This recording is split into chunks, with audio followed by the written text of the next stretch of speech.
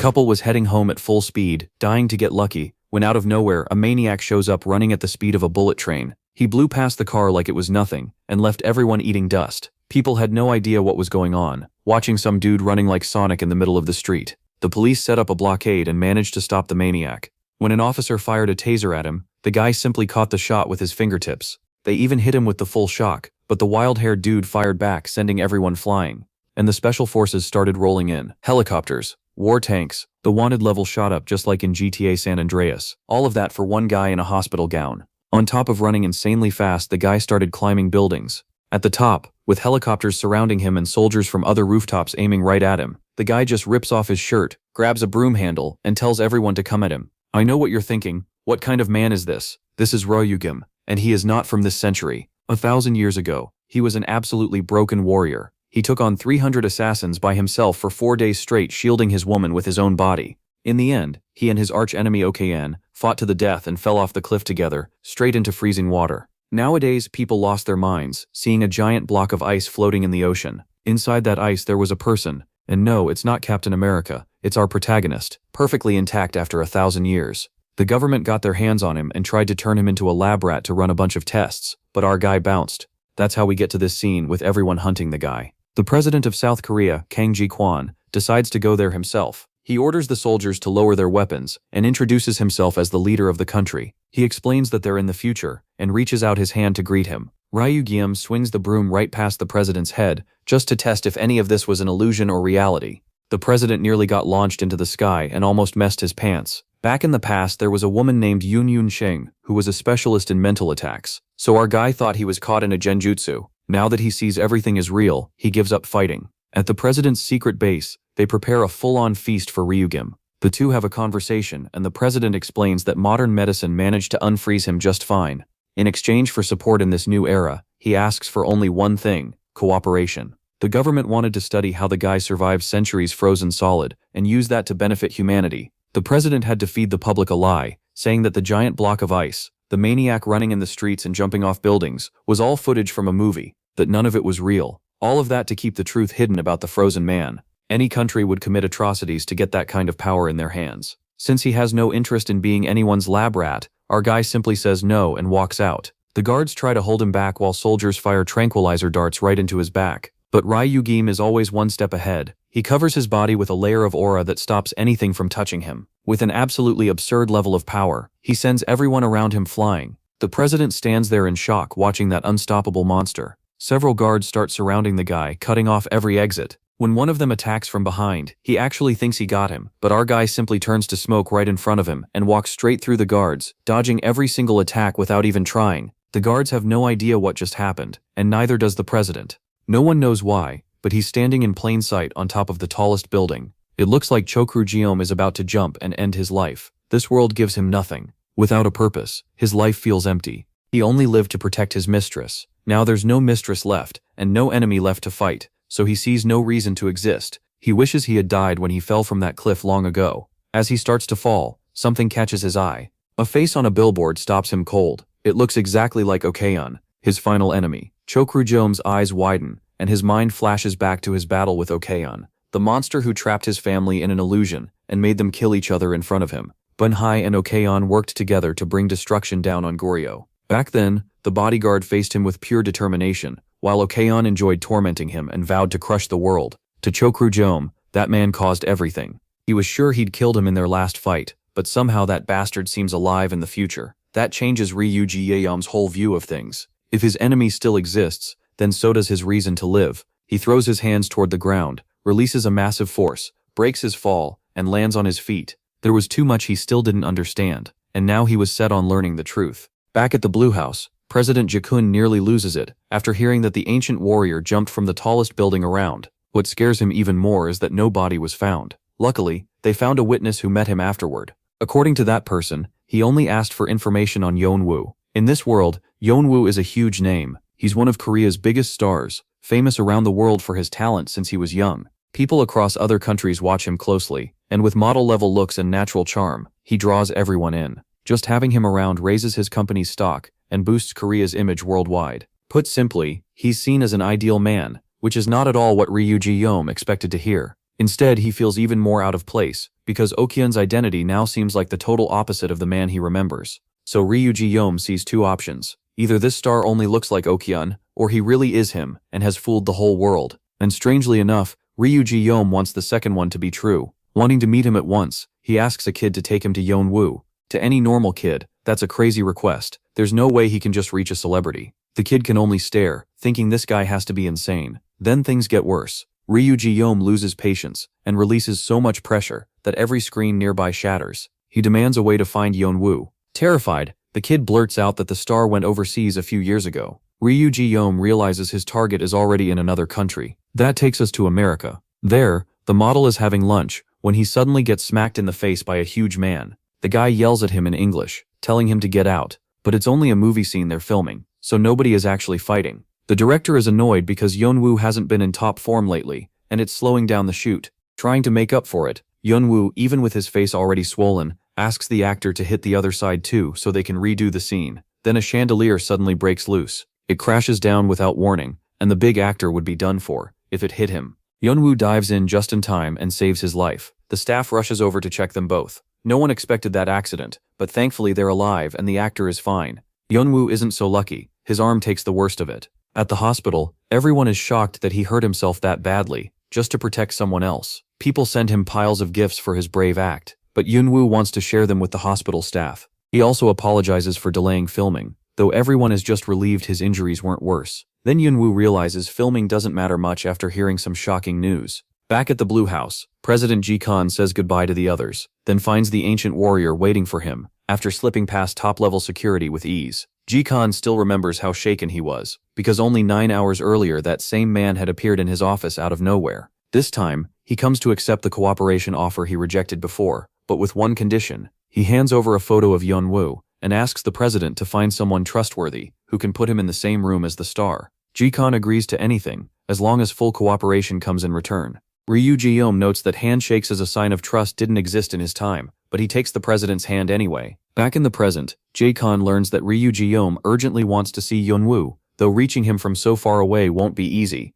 Still, they manage to arrive where Yeonwoo is staying. The model is stunned to see the president and the man beside him. Yeonwoo politely introduces himself, while Ryuji Yom stays tense, ready to find out if this is really Okyum. Khan mentions that Yeonwoo recently sprained his arm, and Ryuji Yom steps forward to greet him with an outstretched hand. The celebrity is startled to realize this is the same man from the news, standing right in front of him. They shake hands, and Ji-Khan suggests they sit somewhere more comfortable. But what really matters is this. Ryuji Yom is squeezing Yeonwoo's hand with crushing force. To his surprise, he senses no trace of chi at all. Yeonwoo feels completely human. Disappointed, Ryuji Yom apologizes for barging in. Ji-Khan tells them to make themselves comfortable while he steps out for the bathroom, but that's just an excuse. His men are already waiting nearby in case anything happens. Soon, everyone leaves the room, and only the two of them stay behind at the table. Even with tea in front of him, Ryuji Yom feels crushed. He realizes this man only looks like Okyun, so maybe he really is alone in this world. Then Yeonwoo suddenly says Ryuji Yom's name. He leans in close and whispers, shocked that he's still alive. Yeonwoo can't believe the bodyguard he thought was dead is standing here. Ryuji Yom nearly attacks on the spot, letting out a fierce aura as a warning. He demands to know if this was all some kind of game. So Yeonwoo was never real, it was always Okyun underneath, which means only one thing. Okyun must have learned a way to hide his chi, and Ryuji Yom wonders how he reached this future before him. Okyun calmly says killing him here would mean nothing, so he should put away that killing intent. He points out that Ryuji Yom is still getting used to this world, while he has already blended into it. Ryuji Yom presses him, asking how he came to the future, but Okyun keeps that to himself. Then Ryuji Yom asks about the one person he cares about most. Did the girl he was sworn to protect come to the future too? But Okyun decides to play with him. Instead of answering straight, he gives a vague reply, like a riddle. Fed up, Ryuji Yom slams pressure into the table, sending Okyun and his chair flying back. It's clear Okyun won't cooperate, so Ryuji Yom decides to get the truth himself. He glares down at Okyun as the other man rises from the wreckage, almost like he's remembering their past life together. But that last hit seems to make Okyun more confident, like he can tell Ryuji Yom still hasn't recovered his full power. Just before they start fighting, Okyun warns him about the illusion barrier around them. To everyone else, it'll look like two old friends catching up instead of tearing the place apart. Okyun rushes in, but Ryuji Yom instantly says something's wrong. He wasn't fighting Okyun at all. He crushes a pine cone in his hand, and says he'll uncover the truth himself. He explains that even though the enemy hid their chi at first, some leaked out while blocking his attack. That was enough for Ryugyam to know this wasn't Okian. The fake Yunwoo drops the disguise and turns back into a woman. She's impressed he figured it out after just one meeting. It's Yunqi. The story jumps back to the last day of the rebellion. When Ryugyam clearly saw Yunqi fall after being cut down, he was sure she died, so seeing her now makes no sense. Yunwoo laughs at his confusion and says the real Okiam now holds an important place in this world. She only used Yunwoo's identity because her master was busy with other meetings, and now she can't wait to report Ryugyam's return to Okiam. After testing his strength, she thinks beating him here will be easy,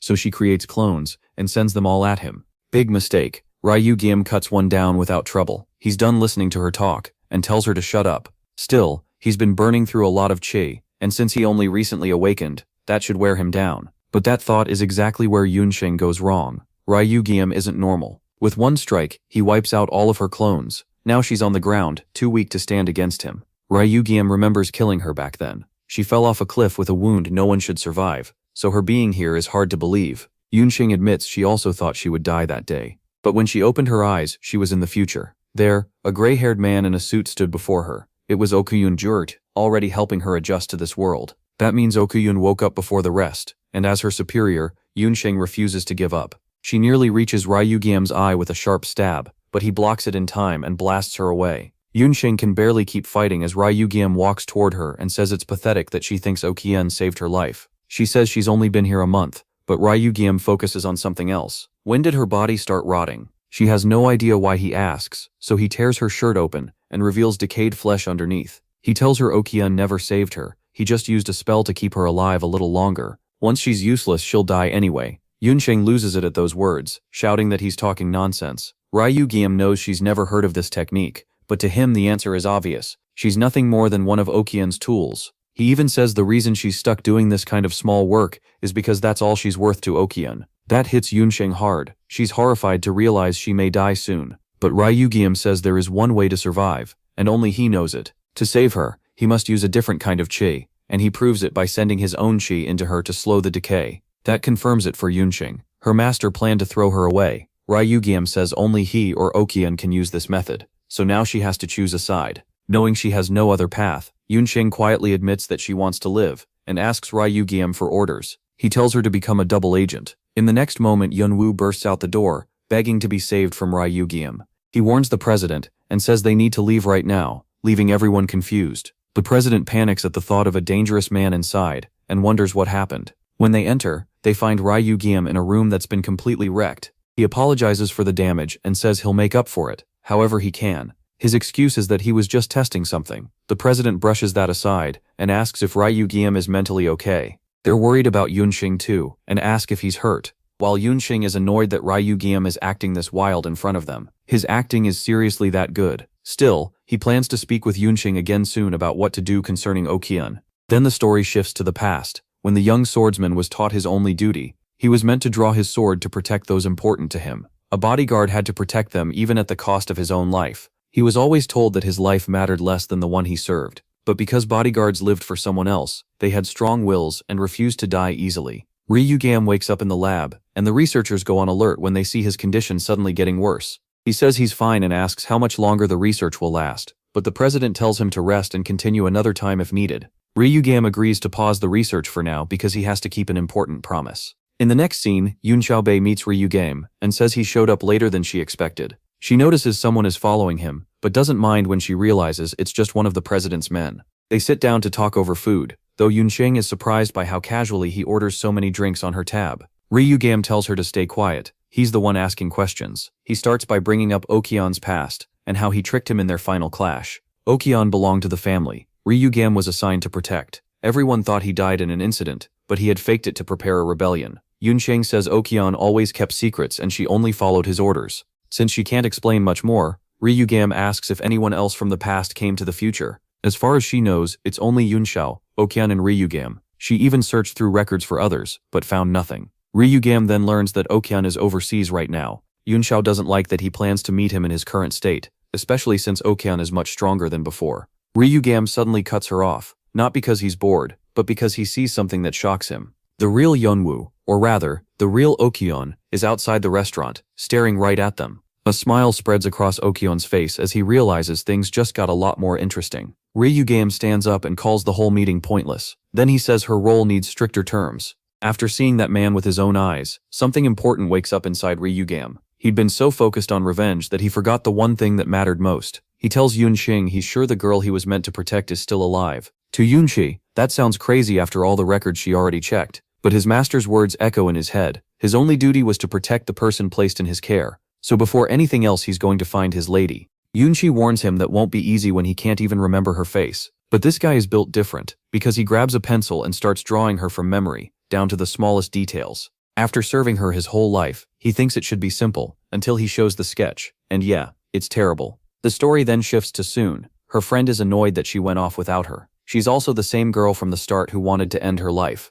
At school, Soon is basically a celebrity. She even has a fan club packed with losers who think they actually have a shot with her. Because of those creeps, her friend is worried. At the same time, she's also a little jealous of all the attention Soon gets. While they talk, Ryugame and Yunqing spot the two girls from afar. Yunqing is still amazed by smartphones, calling them a huge ocean of information. Ryugame is glad they're making progress. He thought it might take a whole year to get this far. He tells Yunqing to stay quiet since they're only here to watch. Then suddenly, a group of creeps surrounds the girls. They're desperate for Soon's attention and even demand a hug like she owes them one. The way they close in leaves Soon horrified, while the two gross idiots act like being her fans means she has to reward them. Ryugame and Yunqing watch from a distance and realize they'll need to step in soon, and this is where we learn more about his lady. The first word he uses for her is dandelion, because of how pure she was. She was small, gentle, and always crying, even though she came from a rich family. Whenever she got sick, it was serious. She was the kind of person who needed someone by her side to stay safe. Ryugame jumps in just as one of the creeps tries to grab Soon. Yunqing keeps an eye on Soon's friend. And if you thought Soon was Ryugame's lady, nope, it's the friend. And she wasn't weak, not before, and not now. She was his master. Ryugame walks over to her, and she steps toward him. He apologizes for arriving too late to protect her, then offers his jacket against the cold. After one look, Ryugame is certain it's her. But then, to his shock, the girl rushes in and slams an uppercut into his stomach. Ryugame never saw that coming, and honestly, neither did I. She's no helpless victim, she's dangerous. Smiling, she says it's been a long time. Turns out she thought he was just another fan. That crushes him because she doesn't remember him at all. She doesn't even have the same name anymore. Confused, the girl asks if he's actually a fan of Soon instead. Ryugame is shaken because it's not only her memories that are different, her whole personality is too. The person in front of him feels completely different. Then the girl lowers her head, embarrassed that she punched him for no reason. A few classmates run over to protect Soon and her friend, thinking Ryugame was bothering them. But right now, he doesn't care about any of that. All he can think about is the painful truth that this child isn't his master. The others leave with Soon, but the girl keeps thinking about the man still standing there, with that sad look on his face. From that brief meeting, she can tell he's lived through something awful. The next morning, Ryugame and Yunqing go to the tomb, where his lady is said to be buried. Yunqing thinks it looks plain, but figures that's just because so much time has passed. They also verify everything with the president's top historian. After checking several sources, they learn Ryugame's lady died on the day of the rebellion. Her last belongings were placed in the tomb. Yunqing stays calm, but Ryugame is devastated. He even punches the ground in frustration. The last moments keep replaying in his head. Okyon beat him by cutting him off from the one mission that mattered. He broke the rule of his life and failed the purpose he lived for. Standing before her tomb, he's crushed by the thought that he let her down. It's brutal, like giving your whole life to one duty, only to learn it meant nothing in the end. Now that her death is confirmed, they focus on the girl from before, the one with the same face as his master. Back at the school, the girl is surprised she's the only worker left.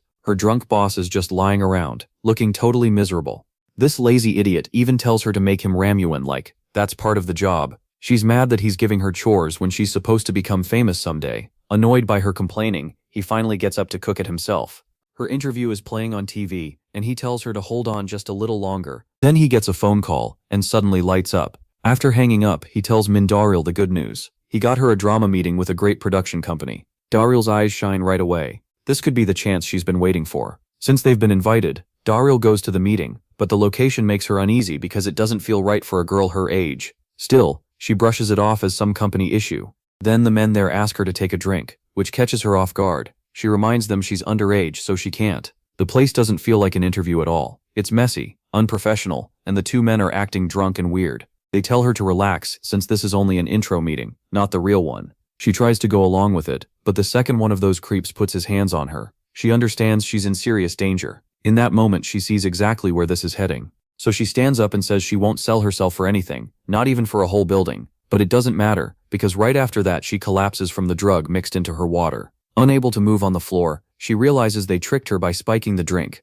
As for Shideoke, he's gotten so desperate from his own misery that he'd do anything now. With Dyula unconscious, one man says they should use her dream to help themselves. Then their leader calls, and they report that everything is going smoothly. Back at President Jaekunyu's place, Ryugeum looks up at the moon and says he has only one thing left now: revenge. He plans to destroy everything Okian built, and tear it all down, until both of them are truly dead this time. Late that night, Yunshi shows up and catches him by surprise. We also learn he's been giving her his chi every day. She came because she found something important, though it isn't about Okian, it's about the girl who looked like his lady. After getting curious about Dula, Yunshi started digging into her background. What she found is shocking. Just like Ryugeum's lady, the girl is from the Min family, which makes her a direct descendant of the person he failed to protect. After following her for a while, Yunshi learned the girl is in trouble and needs help. Even so, Ryugeum doesn't care about some descendant. He just turns and walks back inside, because to him she isn't his master. Yunshi gets annoyed after all the work she did to track the girl down. Then a sudden phone call comes in, and she realizes she has to move fast. Part of her thinks Ryuga should just leave the girl alone if he really feels nothing. Sitting there in silence, the broken man remembers the person he treasured most. He recalls all her different expressions, until the day the rebellion began. When he sensed danger coming for his lady, he told her to escape, but she asked one last thing of him. She wanted him to still be there for her whenever she looked back. That memory clashes with Dula in his mind, leaving him torn. He keeps telling himself the girl isn't his master. Dula should have nothing to do with him, so why care? He also thinks someone else must already be protecting her. Then we cut to this YouTube channel's next moment, where Nami takes in Baeksu as a new recruit applying to be a manager. To Baeksu's surprise, he gets the job on day one without even doing an interview. He doesn't care that Baeksu is new, and just sends him off. Then he remembers that, after Duel, Baeksu is the only worker left here. He's also prepared a surprise for her, and wonders how her meeting went. Then he gets a call from his boss, and the white-haired guy instantly loses it. He was only gone for a minute, but while he was in the bathroom, everything fell apart and the target got away. His dumb underling tried to touch her, and she beat the hell out of him. Now that she escaped, if she reports this, the police will be all over them. Still, the bowl-cut guy says she can't have gone far since the drugs are still affecting her. He's right. Dula can barely move and has to lean on the wall to keep going. Worse, she left her phone in the room, so calling the police isn't even an option. She can barely tell where she is in the hallway, and the men rush after her. She begs her legs to keep moving, knowing this is her only shot to survive. The second her hand touches the door handle, the men catch up and throw her back. The bowl-cut creep wants to hurt her, but she already looks broken. Even they're surprised she held out this long. Done thinking about it, they decide to drag her back. Then the floor starts trembling, and soon the whole building is shaking. Realizing it's a strong earthquake, Dula sees a chance. The lights go out, and in the dark she notices the door is open too. That's because our boy is already inside. Back at the president's home, he found a note from Kondoshao, and still can't figure out why he came all this way to save her. He could have ignored the girl, so even now he doesn't know why he showed up. In the end, Ryujimab decides the simple answer is that he wanted to do something good. He coldly tells them to let the girl go right now. The white-haired guy freezes, terrified and confused about where he came from. Meanwhile, the ground is still shaking, but Ryujimab casually throws him aside, sending him crashing into one thing after another before he hits the floor. Next is the bowl-cut guy, and with a deadly stare, Ryugim orders him to let go. Even he doesn't get why he's this angry. The bowl-cut punk bolts the second he sees what happened to the other guy. He runs all the way to his car and tries to escape, but Ryugim stops him. He reminds the scumbag that he never said he could leave. The bowl-cut guy crawls out of the car while Ryugim demands to know what they did to make the girl pass out, wondering if he should just kill him if he won't talk. One last time, he asks if they poisoned her, then shoves the car away with pure aura. Ryugim wants the antidote. Now if they did, the guy stammers that she was only drugged and should wake up soon. Ryugim doesn't buy that, and crushes the man's hand. Then he warns him, if he's lying, his neck is next.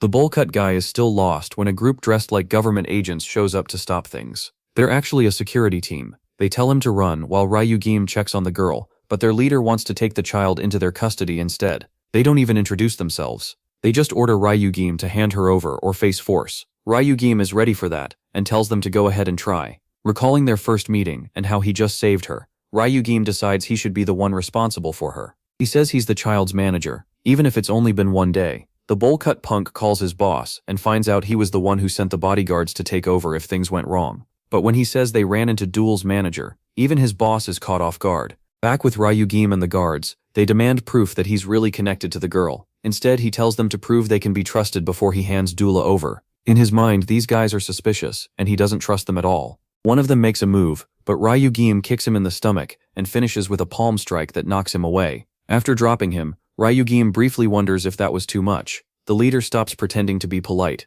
and signals everyone to jump him. That doesn't help.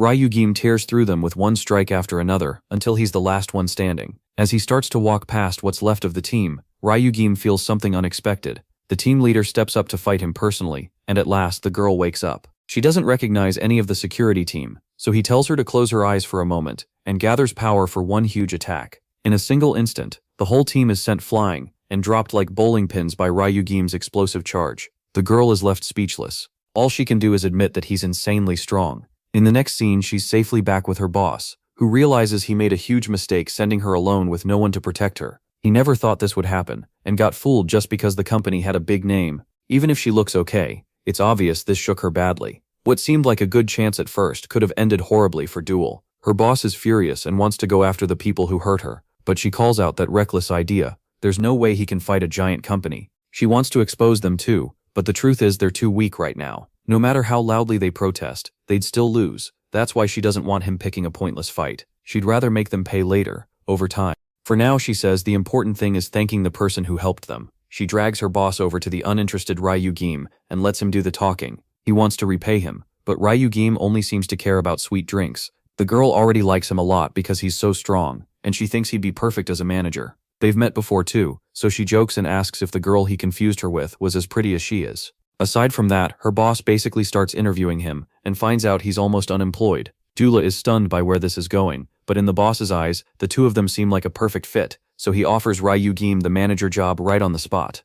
Later at school, Dula gets praised by Sihyun for joining a big production company, not knowing what really happened that night. Dula explains that it actually fell through. Feeling dizzy, she steps away and nervously asks for a favor, some trade secrets. That private request makes Sihyun hesitate a little, but she's too kind to refuse and agrees right away. She's ready to answer when a group of delinquent girls walks up and shoves them aside. This is the Gaeunil gang, but Sihyun's personal managers are enough to scare them off before things get serious. Sihyun says moments like this are exactly why having a manager matters. To her, picking someone dependable matters more than picking someone strong. That word dependable makes Dula think of the man she just met. That night, Ryugim is looking over the city when Eun-yae arrives to attend him. He's pretty harsh, calling her out for always being late and even asking what kind of schedule keeps making her show up so late. Eun-yae won't answer that and asks why he called her here. He only wants to know what a celebrity manager does, and even she seems surprised by the question. Under his sharp stare, she explains that a manager checks on the celebrity, handles deals for them,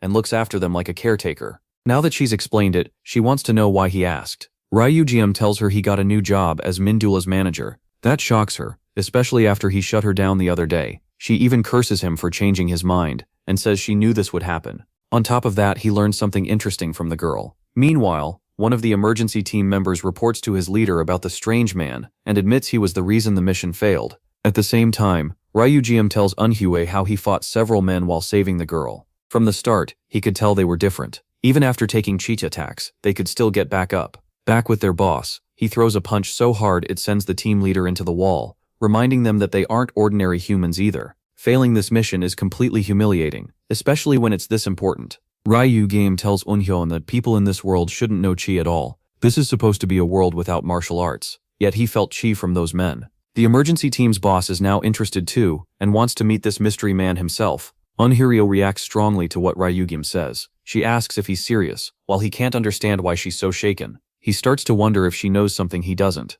Eun-hye's eyes go wide. She freezes, remembering Okean said internal chi was gone. If that's true, this should be impossible, and it proves even more that Okean was using her. That takes her back to her meeting with the present-day Okean. She learned the world had changed a lot over those 800 years. People had lost one of the body's basic functions. Now this was a world where technology grew instead of martial arts. He even praised science's power. To him, chi simply wasn't needed anymore. In a world like this, but that only makes Eun-hye's long survival even stranger. Ryugim adds that what he felt wasn't ordinary chi, so his guess may still be off. That's why he wants to look into those men first. Then he jumps off the building right in front of her. He lands hard and walks off to uncover the truth, hiding in the dark. The next day, we're at Korea's top school. Yongjin High is backed by the government and runs more like a college. with all kinds of courses and programs. And this is where Dula goes. It's full of spoiled rich kids, like those 3 bully girls. Unlike them, Dula only got in by chance. Because of that, she gets bullied just for being there. They even drag Shuin into it,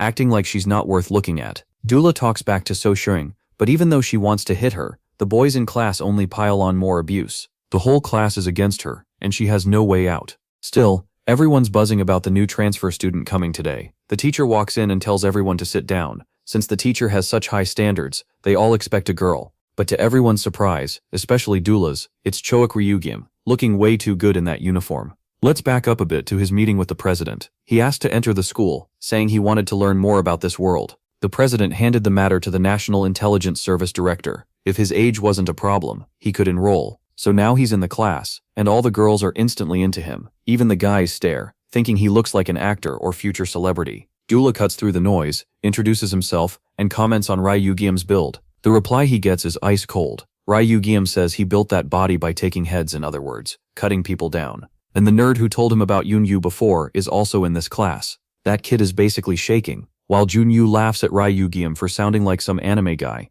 The poor boy looks terrified that he might actually wreck the whole school. Ryugyim glances over and spots Dula. She signals for him to come outside and talk. So he follows, and she questions why he's attending this school. She can't believe he got in so easily and wants to know who he really is. But before he came here, Ryugyim was warned not to reveal his identity. He was fully coached for questions like this, so he gives the prepared answer. He says he entered through special admission, and that he's also her manager, basically a bodyguard. Since dangerous people are after her, he wants to stay close and keep the celebrity safe. That makes her uneasy. She tells him not to do that at school, or they'll both get in trouble, and says they should act like strangers here. Part of her still avoids the truth, because she doesn't feel like a real celebrity yet. She's left flustered, but Ryugyim disappears like Batman. Elsewhere, some bullies are shaking down a nerdy kid for lunch money. He refuses to hand it over, so he gets a brutal punch to the stomach for not obeying. The hit drops him. Janel rules the class like a tyrant, and everyone around him is scared. As Ryugyim walks over, he wonders what's happening. The reason he vanished earlier was simple. He sensed a trace of chi nearby. Now Janil has the kid on his knees, taking the money. The weak boy explains that Janil collects taxes from everyone. With his powerful family backing him, he treats the class like his own playground. The easiest word for him is king, and that word instantly sets Ryugyim off. He's disgusted that someone this pathetic calls himself that, but Janil and his crew hear every word. Ryugyim calmly apologizes for offending the king. Janil takes it as a challenge to his place on top.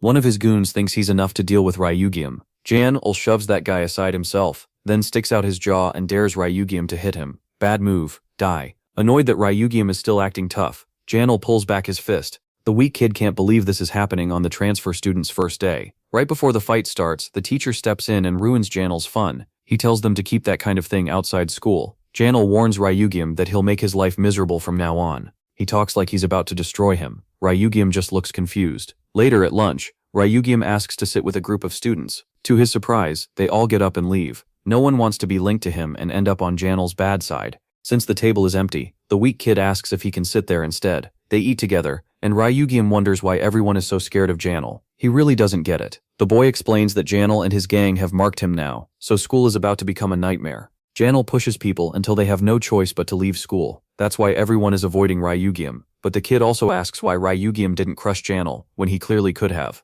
Then he brings up their first meeting. He says Ryugyim already seemed strange back then, and jokingly asks if he's some superhuman from another time, which is way too close to the truth. Before they can keep talking, a teacher calls for the new transfer student. In a separate room, the teacher asks him simple questions about Ryugyim, says the teachers aren't much help, and don't seem to live by strong morals the way people once did. But he already knows why he was really called here, so he tells Unhyori to stop pretending. She drops the fake act, and is shocked to hear he sensed traces of chi at school. Sadly, neither of them knows who that chi belongs to. That's why Ryugyim started trouble on purpose. He was trying to force someone there to use chi. It was a perfect chance, but the teacher interrupted it. Still, he's confirmed one thing. Martial chi still exists in this world. At the same time, Junil is beating the weak kid, which will make it even better when Ryugyim finally pays him back. Junil is ordered to take off his shirt and hit back. He barely taps Junil's shoulder. He's completely shaken. Junil mocks his terrified face, then slams him hard enough to jolt his whole body. The goons watch their leader play with his new victim, and they remember seeing Ryugyim talk to Junho in the cafeteria. That's why he's being punished.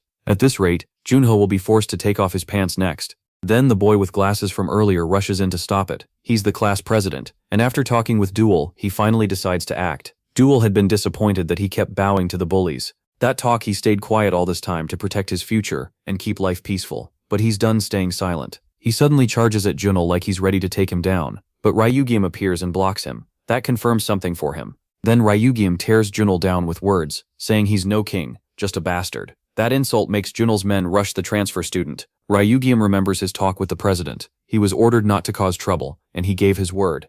So he stays still and does nothing. He also remembers what Junho told him. Ryugyam had asked why Junho would get involved with someone already marked as trouble. Junho answered with a simple truth: the strong should protect the weak. That's what makes this moment so good. Even the kid who looks weak is strong in this setting, and he's helping Ryugyam with the one thing he struggles with most: adapting. Back to the fight. One of Junho's lackeys hurts his own hand trying to hit Ryugyam. A second later, Ryugyam flips him and slams him to the floor. It also makes him think about how his old self had weaknesses too. The whole class is stunned. He dropped 2 guys almost instantly. Then he turns to the cowardly Junho and asks if the so-called king is ready to show what he's got. Junho tenses up, then snaps completely. Like a madman, he charges in with a punch. But all that acting means nothing, because Ryugyam only flicks him in the forehead and sends him flying. Ryugyam doesn't even bother looking at him, and calls him pathetic too, an insult and a beating at the same time. Junho drops to the floor with a huge bump on his forehead. Ryugyam can already tell this guy doesn't deserve to be called king.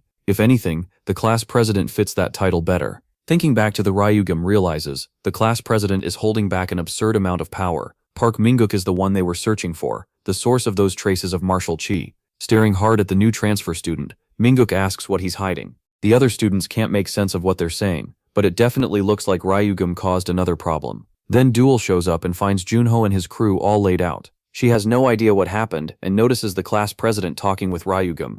Ryugyam glances over and meets her eyes, then walks right past. After class, Shun and Duel talk about how strange it is that someone like him ended up at their school. Still, with a guy like that around, now Junho looks like a joke, but Ryugyam still plans to take control of his world again. Shun says Ryugyam feels different somehow. It's like he naturally makes people feel safe enough to get close, and it turns out since hiding it won't work anymore. Duel tells the truth, leaving Shun completely shaken, and Shun promises to keep it secret. Duel is glad she told her early. It also helps that her new manager has no experience, and neither does the future star, so weirdly they fit. Shun admits that meanwhile, Ryugyam thinks back on his talk with the class president. Mingguk wouldn't answer anything until Ryugyam mentioned Qigong. Even then, Mingguk looked totally confused. That proved one thing: he was throwing punches like normal, not realizing how much power was behind them. The strange questions made Mingguk tense up, and the talk ended there. Ryugyam keeps remembering the energy in that punch, because something about it feels familiar. Anyway, Ryugyam gets called in for causing chaos on his first day. The school even wants to bring in his guardian. Ryugyam answers by calling the instructor shameful, and right then his so-called guardians arrive. They're the director of the National Intelligence Service and his men. Imagine showing up to a school meeting with the director as your representative. Since the government sponsors the school, they're clearly unhappy with how things were handled. He tells Ryugyam to leave the rest to him, which makes the instructor even more just. Like that, the matter is settled. Next, our favorite troublemaker shows up again. She brought Ryugyam what he asked for, a file with Mingguk's records and all his personal details. From what she found, Mingguk seems ordinary. If anything, he just looks serious about school. And that Qigong, because the kid has no parents. He only has an older brother. This case is harder than Ryugyam expected, so he starts wondering if the class president is tied to the security team. That also suggests Qigong really has almost vanished in this era. Even after searching for proof, he still can't figure out what they're hiding. Later, Mingguk gets home and meets his brother, who asks if something happened at school. Mingguk ignores him at first and keeps walking. Then he finally says he saw someone at school using a prostboy. The guy's a transfer student, and he crushed the bullies with that same power. Worse, he knows about their power too. His brother asks what the guy looks like, so Mingguk describes Rai Wukal with long hair. Then, to Mingguk's shock, his brother vanishes right in front of him. He immediately reports to his boss that he found the person they were looking for, and somehow that target is just a high school student. The boss is angry the mission failed before, especially because Mingguk's brother wasn't there to make sure it worked. So this time, Section Chief Kim gets assigned to handle it, a job he's wanted for a while. And yes, that's Park Daehan, the same guy who beat his own security team for losing to Ryugyam. After taking over the school, Ryugyam gives back all the money Janel collected as the class tax. Meanwhile, the embarrassed Janel starts wondering if the president is backing this guy, because otherwise, why would he act so boldly? That would make Ryugyam the school's new king, and everyone starts talking about him. After class, Junho says Ryugame's presence alone made the school feel right again. Junho happily offers to help him with anything he needs at school from now on. But Ryugame spots Minguk ahead and says he'll get his answers from him instead. Minguk starts explaining how to sort the trash, while Ryugame thinks it's a pointless routine, and the class president keeps wondering who this transfer student really is, especially since his brother vanished right after their last meeting. Minguk starts to think Ryugame is trying to get close to him on purpose, but then Ryugame says he's fine figuring out the rest by himself. The way he says it makes it sound like a fight could break out any second. Minguk goes on full alert, and when Ryugame grabs his shoulder, he's ready to strike. Then he realizes it's just Dula catching up to them. She's also starting to get suspicious about their private talks, so they brush it off by saying Minguk was just teaching trash sorting. Dula jokes that it's funny, all three of them got in through special admission, and says the two of them should become friends since they don't have many people to rely on. Later, Ryugame and Dula meet with the company boss. He called them in suddenly to offer a big chance. He looks completely stressed as he explains they've been given a job. A junior he knows is making a web drama, and since it needs a student role, Dula is perfect for it. The problem is the set is far away, so her manager has to drive, and of course Ryugame has no idea how. When they hand him the keys, he's completely lost, which is pretty funny. Dula tells the boss he's already become a noticeable guy at school, which is apparently a problem because they still haven't signed a real contract. So Dula says they should leave right away, and the boss gives them his card to cover expenses. Dula immediately starts enjoying herself and ignores his warning to keep spending low. She even reminds Ryugame he can't complain after eating 5 breads by himself. Then he changes the subject and says she seems close to Minguk, which she admits they've known each other since 1st grade as fellow special admission students. Special admission was meant for students with money problems, but even though it got them into the school, it also threw them into a miserable life there. Still, the class president stayed strong, helped by the example of his brother, who works in security. Dula gets a little annoyed that Ryugame keeps asking about Minguk instead of her. Ryugame turns away like he's falling asleep, but he's actually locked in on one word: security. When they reach the filming site, Ryugame finds out Dula doesn't want him following her around because he'd draw too much attention, so she tells him to rest in the crew bus instead. He does exactly that, sitting there quietly and thinking about the security men he fought before. That means Minguk definitely lied to him, and Minguk's brother Dae-san looks suspicious too. Then, right on cue, that same group of suited clowns shows up at the bus. Ryugame is glad he'll finally get a shot at meeting Dae-san. He tells them he won't break them if they just answer a few questions. The first one is about their real target. When nobody answers, he moves to a second question, asking about the stunt, but the team leader jumps in first and attacks Ryugame. He throws a punch and Ryugame catches it easily without even standing up.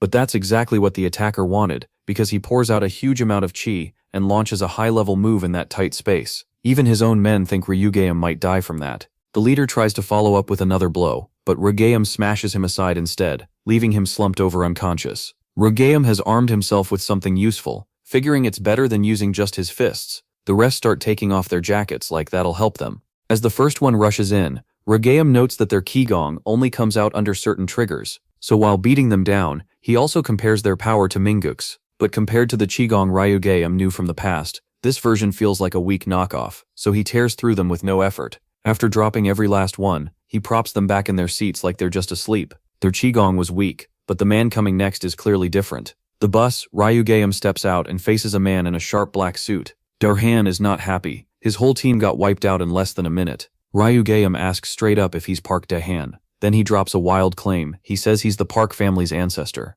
The moment Tien hears that, he bursts out laughing. To him it sounds completely insane. Ryugame then brings up his younger brother Minguk, and that name makes Tien swing a pipe right at his head. Only after that does he ask who Ryugame really is. Ryugame catches the pipe and asks if Tien really wants to know that badly, since they're after the same thing anyway. They decide to settle it somewhere else, so they head to a quiet park.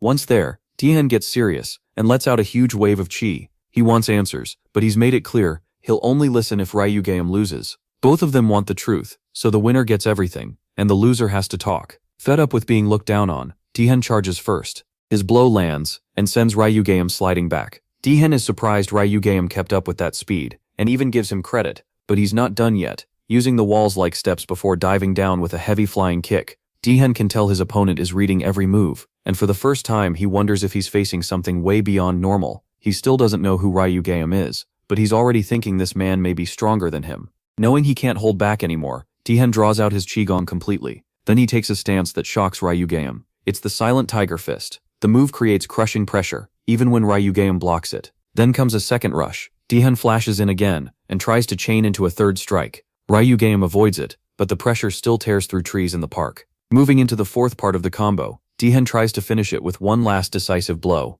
But when he strikes, Ryugeum is gone. The Silent Tiger Fist needs one key thing to be complete, and Ryugeum shows it: perfect silence, hiding his presence like a predator behind its prey. He points out how badly Dihan uses Qigong, and proves he could have ended the fight instantly. Just the first step of Ryugeum's counter sends Dihan flying and cracks the ground from the force. That was the moment the gap between them became obvious. Ryugeum then reveals he didn't even use the full sequence. Later, Dulo is shocked when they get a private car instead of taking the bus back. She has no clue what happened. The next morning, Ryugeum smacks Dihan awake. They're at the brother's house now, but Minguk isn't home. Dihan doesn't even remember passing out, but he still plans to keep his word and answer whatever he's asked. Ryugeum says he's already figured out several things on his own. First, Dihan's body doesn't naturally have Qigong. That made him wonder how Dihan got those powers, until he found something in the house, a stash of pills. They don't look like the ones from the past, but they work the same way. Their job is to force Qigong into the body, which explains why both Park brothers can use it. Ryugeum also realizes neither of them knows the most important part about those pills. That sets Dihan off, and he demands a plain answer. Ryugeum gives it to him fast. They could both die if this keeps going. Dihan can't accept that, and starts yelling in fear and anger. He still doesn't get what Ryugeum wants, until Ryugeum gives him one clear warning. If he really cares about Minguk, he needs to stay away from those rotten people. Then both of them feel a huge pressure from the door. It's unlike anything they've felt before, and it leaves Dihan shaken with fear. Meanwhile, reporters are lined up, waiting to interview the famous star Yeonwoo. Yeonwoo is surprised to spot Yeonwoo there. She greets him politely, and he says she looks good. Then, all at once, he traps them inside a barrier. His hand closes around her throat, as he demands to know how she's still alive. Tian is in real danger, and Yeonwoo tells her to take off her blazer. She's stunned that he noticed her healing state even after she removed Ryugeum's energy from her body. Yeonwoo studies her carefully, while Yunche can't understand how he sees through her so easily. Then, as if deciding she's suffered enough, he offers help. Instead of making things worse, he uses his own internal energy to heal her. After that, he tries to win her over, saying he never meant to throw her away.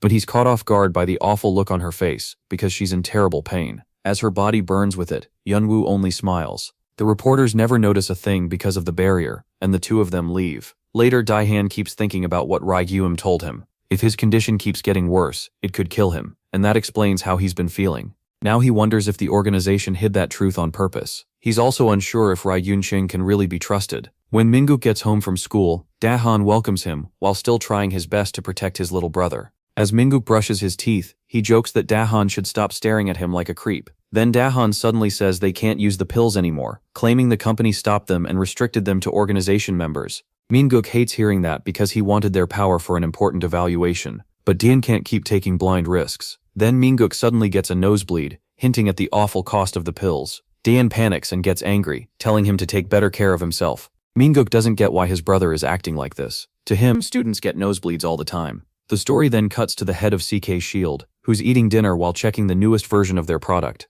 This formula is stronger than the last, and gives even better results. They even brought in skilled people to test it, and those same skilled fighters got crushed by a man who was barely hanging on. That's how powerful these Qigong pills are, and the company expects its value to soar even higher. This man is Joe Nile, the company's director. Doan is in the meeting too, shocked by what he sees. The director's body is steadily recovering, and sales keep rising. Buyers want more because one dose works right away. It looks like the kind of thing that could blow up in the medical world, and for now, they call it a vitamin injection. Everything is going just as planned. Then the boss tells Daihan to report on the man he was sent to deal with. Daihan only remembers getting completely beaten, so he freezes. But he can't admit that, so he lies and says he handled the guy privately. At least that buys him time. The boss tells him to return to his post, as the scene shifts to Minguk's side. Minguk is getting annoyed because Ryun keeps showing up around him all day. Ryun Cheng plays it off like it's all just coincidence. In truth, he's watching Minguk closely, but lately he hasn't sensed any chi from him.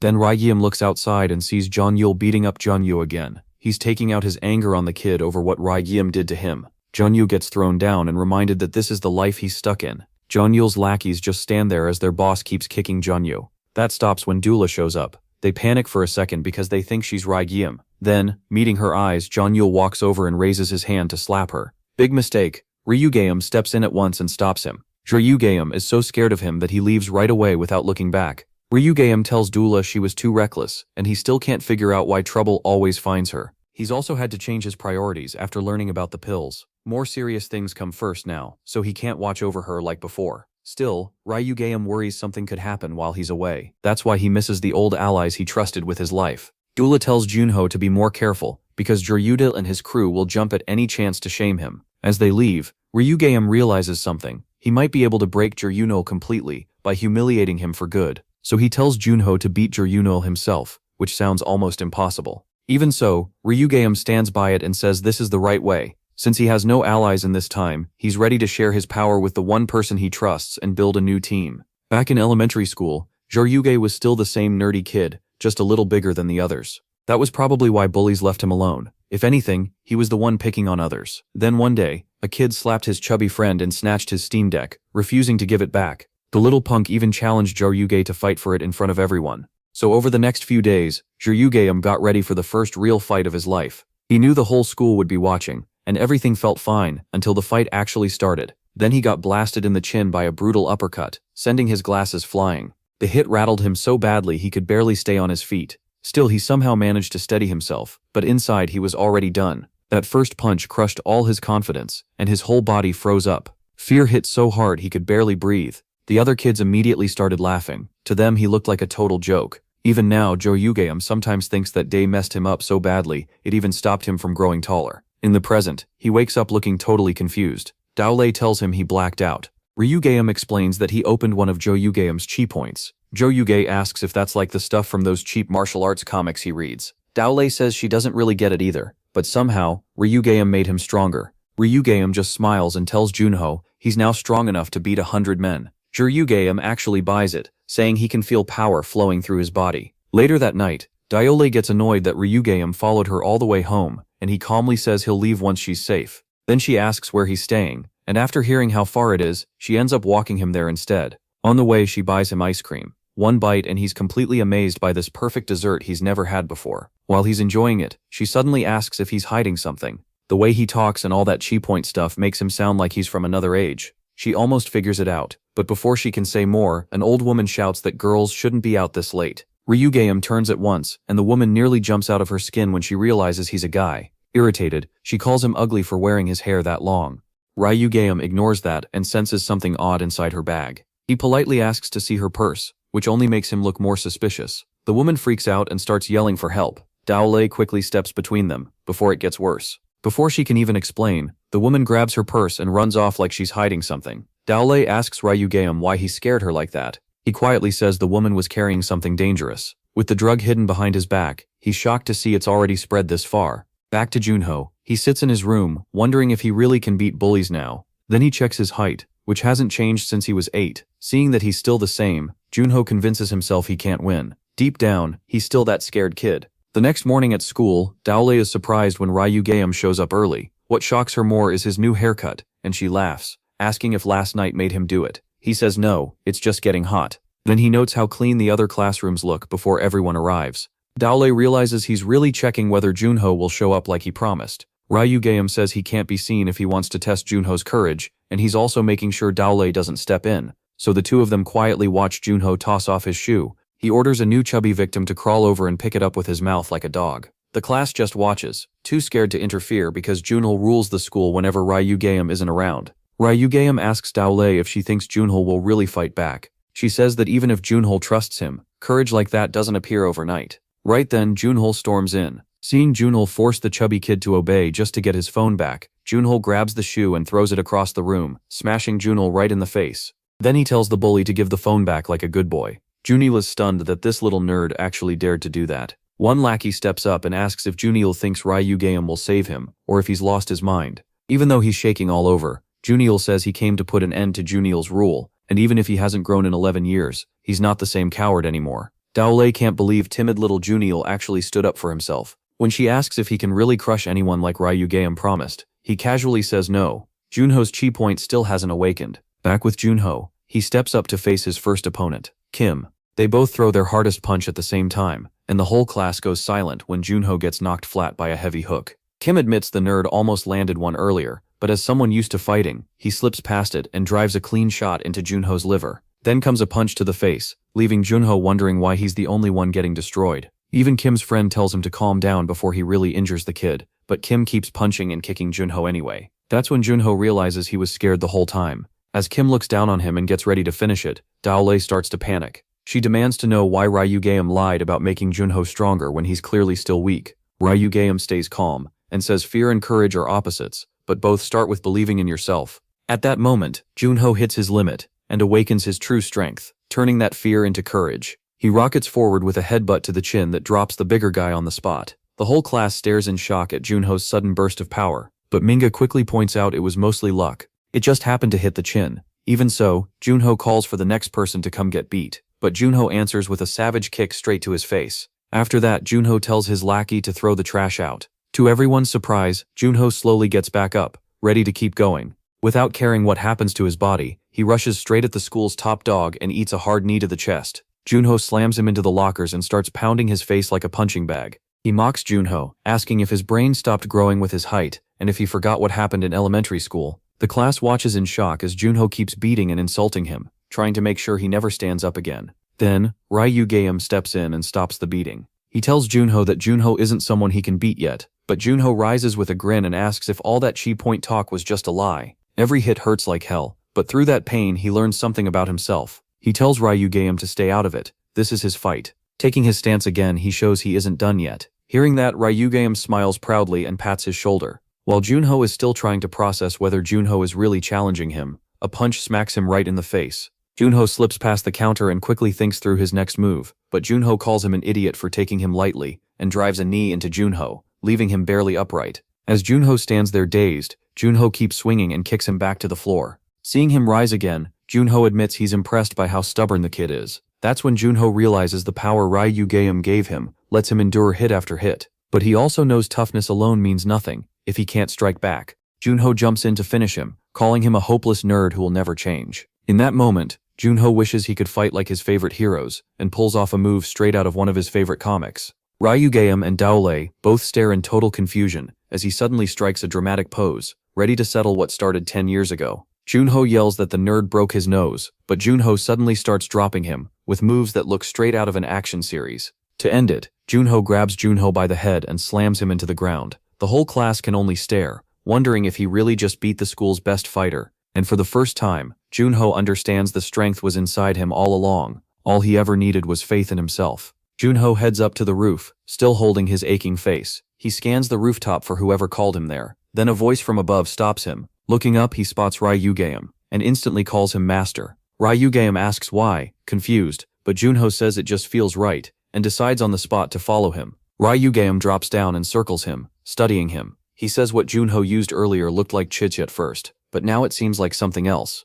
Xiaobei says he was only copying a move from a cheap manhwa, and Ryugeum jokes that it's basically this era's martial arts novel. Xiaobei should offers it manhwas. If his master only gave him that power for a short time, because he can already feel it fading. Seeing his face fall, Ryugeum asks why he's so gloomy after beating the bully. He should be happy. Xiaobei happy. Xiaobei admits he wants that kind of power forever. Ryugeum says he can have it if he helps him. Xiaobei's eyes widen. He can barely believe it. Meanwhile, Ryugeum knows he's making it up, since that kind of power doesn't really exist. Even so, Xiaobei eagerly agrees and proudly calls it a disciple's duty. Without another word, his so-called master jumps off the roof and tells him to follow. Xiaobei says Zhong Bao man, Jijimo Doldi Wichulong, Carmian had a trindol our planem. There is no way he can make that jump. So he runs for the stairs, already sure this training will be pure torture. The next morning, Daihan makes breakfast and yells for his brother to get up. Minguk doesn't respond at all. Annoyed, Daihan grumbles that he's basically raising a kid, then yanks off the blanket and goes still in shock.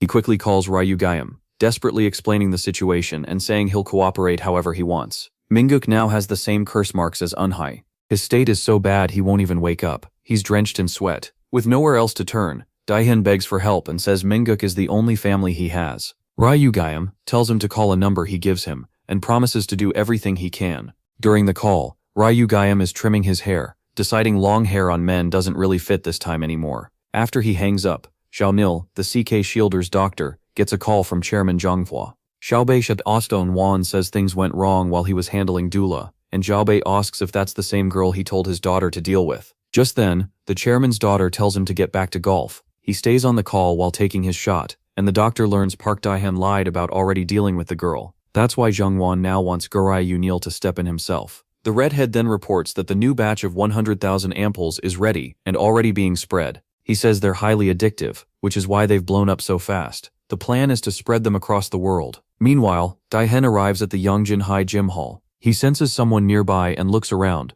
but Yoon-chae suddenly appears and nearly scares him to death. Startled, Dae-han asks if she's the one he called, and if she can really help. Yoon-chae answers by turning serious and releasing her chi. She warns him not to test her unless he wants to end up dancing naked. Dae-han freezes. Even she can use chi, and now he's wondering who these people really are. Xiaobei grabs his collar to check the curse, then pauses when it feels strangely familiar. Da-fan quickly knocks her hand away. He asks when Ryu Gayam is getting here, since he said he had something to finish. Right then, Ryu Gayam walks in and pulls back his hood. Both Da-fan and Yoon-chae stare, shocked by his new haircut. Ryu Gayam says he was cutting his hair, and asks if he finally looks normal enough to fit into this era. Xiaobei asks why he suddenly cut it short, while Da-fan snaps that he was wasting time on a haircut while his brother suffers. Ryu Gayam says he used to think he had no place in this generation, but now he knows that if he wants to face people like Ye Yoon-ho here and now, he has to understand this world first. Then he tells them a dangerous substance is about to spread everywhere, and he needs both of them to help stop it. Before they go, Ryugam asks Yoon-shin if Yoon-hyo has returned. She looks surprised and asks if he met him somewhere. Ryugam calmly says he only felt his energy. As usual, Dae-han jumps in and asks if he knows whose energy that is, but Ryugam ignores him and tells them to move. Dae-han says he only cares about saving his brother right now. Then Ryugam shocks him by saying he already looked at Minguk. From what he saw, Minguk may be past saving. He adds that something else has been mixed into the original curse. Dae-han asks if another kind of ampule caused it, and Ryugam says they need to learn exactly what's in the new one before it's too late. Dae-kan finally admits he's heard about a new ampule being mass-produced, stronger effects, but much higher risk. He asks if finding it could save Minguk, and Ryugam notices he's starting to doubt him. So Ryugam says no hospital in the world can save Minguk. To ease his fears, he taps the spot where Dae-kan's mark was, and the cursed skin instantly turns normal. Dae-kan thanks him, now convinced his brother still has a chance, and the three of them sit down to plan. Yoon-shin asks if Ryugam knows where to find the new ampule. He says that kind of information is hard to get, and only the ampules being shipped around leave any trail. When Yoon-shin suggests going after the higher-ups directly, Ryugam pulls out an ampule and says their real goal is to destroy it. He explains the higher-ups may just be working for someone above them. Dae-han agrees it's too soon to go after them, and says he'll try to get information from the inside. Yoon-shin clearly doesn't like that idea. Then Dae-han says there's still something he hasn't told them. What he reveals is so shocking that even Ryugam is stunned and has trouble believing it. The next day, the teacher gets annoyed when the class doesn't give the usual morning greeting, and asks where the class president is. A student says the prez is absent. That shocks everyone, since Minguk never misses school. Janil is absent too, and Junhoo wonders if he's too ashamed to show up after yesterday. Later on the rooftop, Dorel barges in and angrily asks Ryugam if he's hiding something about Minguk, because Minguk never stays home, not even when he's sick. Ryugam calmly says he doesn't know anything, but she calls him a liar. He asks if she's worried, then tells her Minguk will be back before she knows it. The last time Ryugam checked on Minguk, he used chi to steady his condition. It kept things from getting worse, but he couldn't wake him, and he knew Minguk might stay asleep for months. So when Ryugam says Minguk will return soon, Dushwal gets suspicious and tries to make him talk. Just then, he senses someone coming, and quickly covers her mouth, warning that someone is here. The door opens, and Siyun walks in looking for Duel. Duel tells Ryugam to relax because she's already told Siyun everything. He tenses up and asks what exactly she told her. Dushwal hugs Siyun and says they're best friends, so of course she told her. Then she gives Siyun a little push forward and tells her to greet him properly, since this is their first real meeting like this. Siyun starts to blush, and as Ryugam steps closer to speak, the story cuts back to when Dorihen shared that shocking news. He said his boss's real target was both Ryugam and Dekla, though Dekla was the first one marked, and he tried to stop it by filing a false report. Ryugam asks who his boss really is, and whether Dekla is truly being targeted. Dekla says he doesn't know for sure, but his boss owed someone a favor and couldn't refuse, even if it put someone in danger. He knows how terrible that sounds. Back in the present, Ryugam leans towards Siyun and whispers in her ear. She goes from shy to shocked in an instant, and Dekla demands to know what he said. Instead of answering, Siyun runs off like her life depends on it. Right after that, Untai arrives. Ryugam immediately asks if she learned anything about the boss Dekla mentioned. He asks if the man's last name is Choi. When Eunhye confirms it, she's surprised he already knew. Ryugyam's eyes turn cold. Then Eunhye asks if he remembers Choi Gyung from the old days. Ryugam nods and says he remembers that beast well. Choi-gyung used to serve Yunwo back when he was Okyun. Eun-hye continues her report, saying that same beast is now a chairman named Choi-gyung-won in this era. The scene shifts to Jung-won himself, lounging around while his stomach growls and barking at his men to bring him food before he loses his temper. On the way home, Dekla can't hold back anymore, and asks Ryugyum what he said to Si-yoon to make her run like that. He says she wouldn't believe it, but she keeps pushing, so he finally tells her the bullying she suffered was all because of Si-yoon. Dekla is left speechless. She questions him at first, but little by little, she realizes he's right, and the truth hits her hard. She runs ahead too upset to hide it, and says she'll go by herself from here. Dekla remembers sitting alone on the school stairs. That was when Si-yoon called her name for the first time and asked if they could be friends. Dekla warned her there was nothing to gain from being close to her, but Si-yoon said she just wanted them both to be happy. Back then it sounded completely real. As those memories come back, Dekla sees all the little moments they shared, eating lunch together, shopping for clothes, and singing their hearts out at karaoke. Then Si-yoon snaps back to the present and realizes how far she's fallen from what they had. As Si-yoon heads up the stairs, she remembers Ryugyum calling out how much she hated Dekla,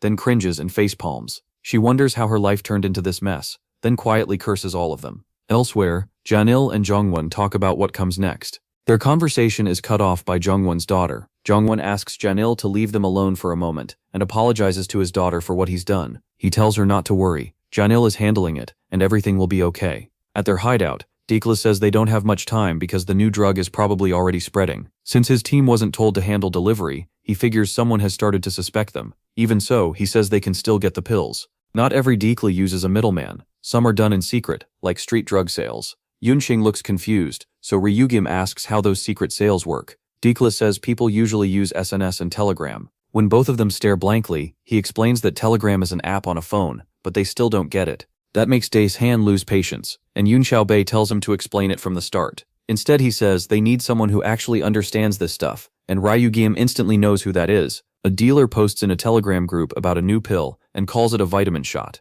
Yoon Xiaobei quickly answers that he wants two, and the dealer tells him to wait at the last stop on the X line. So Yoon Xiaobei sits quietly, telling himself his only job is to make sure the deal happens safely. He remembers Ryugyum saying he'd show up after the exchange, but Yoon Xiaobei still worries because these people are dangerous. The closer it gets, the more nervous he feels. Then, as the train nears the final stop, he suddenly needs the bathroom. Left alone in the car, Junho waits and wonders where the dealer is. The door swings open, and a thug steps in telling him to come over. Thinking that's the dealer, Junho notices the guy won't even look at him. Trying to stay cool, he walks up to hand over the money. But the thug pulls back at the last second to answer a call. Junho jumps as he hears the man say the deal is off, because the director gave the order. That one line makes his stomach sink. Right away, he knows something is wrong. The thug motions him closer. Junho's heart pounds as he wonders where his master is, then makes a run for it, hoping to buy time and survive. But the moment he enters the next car, his heart drops. Another man is there blocking the way, and now he's trapped.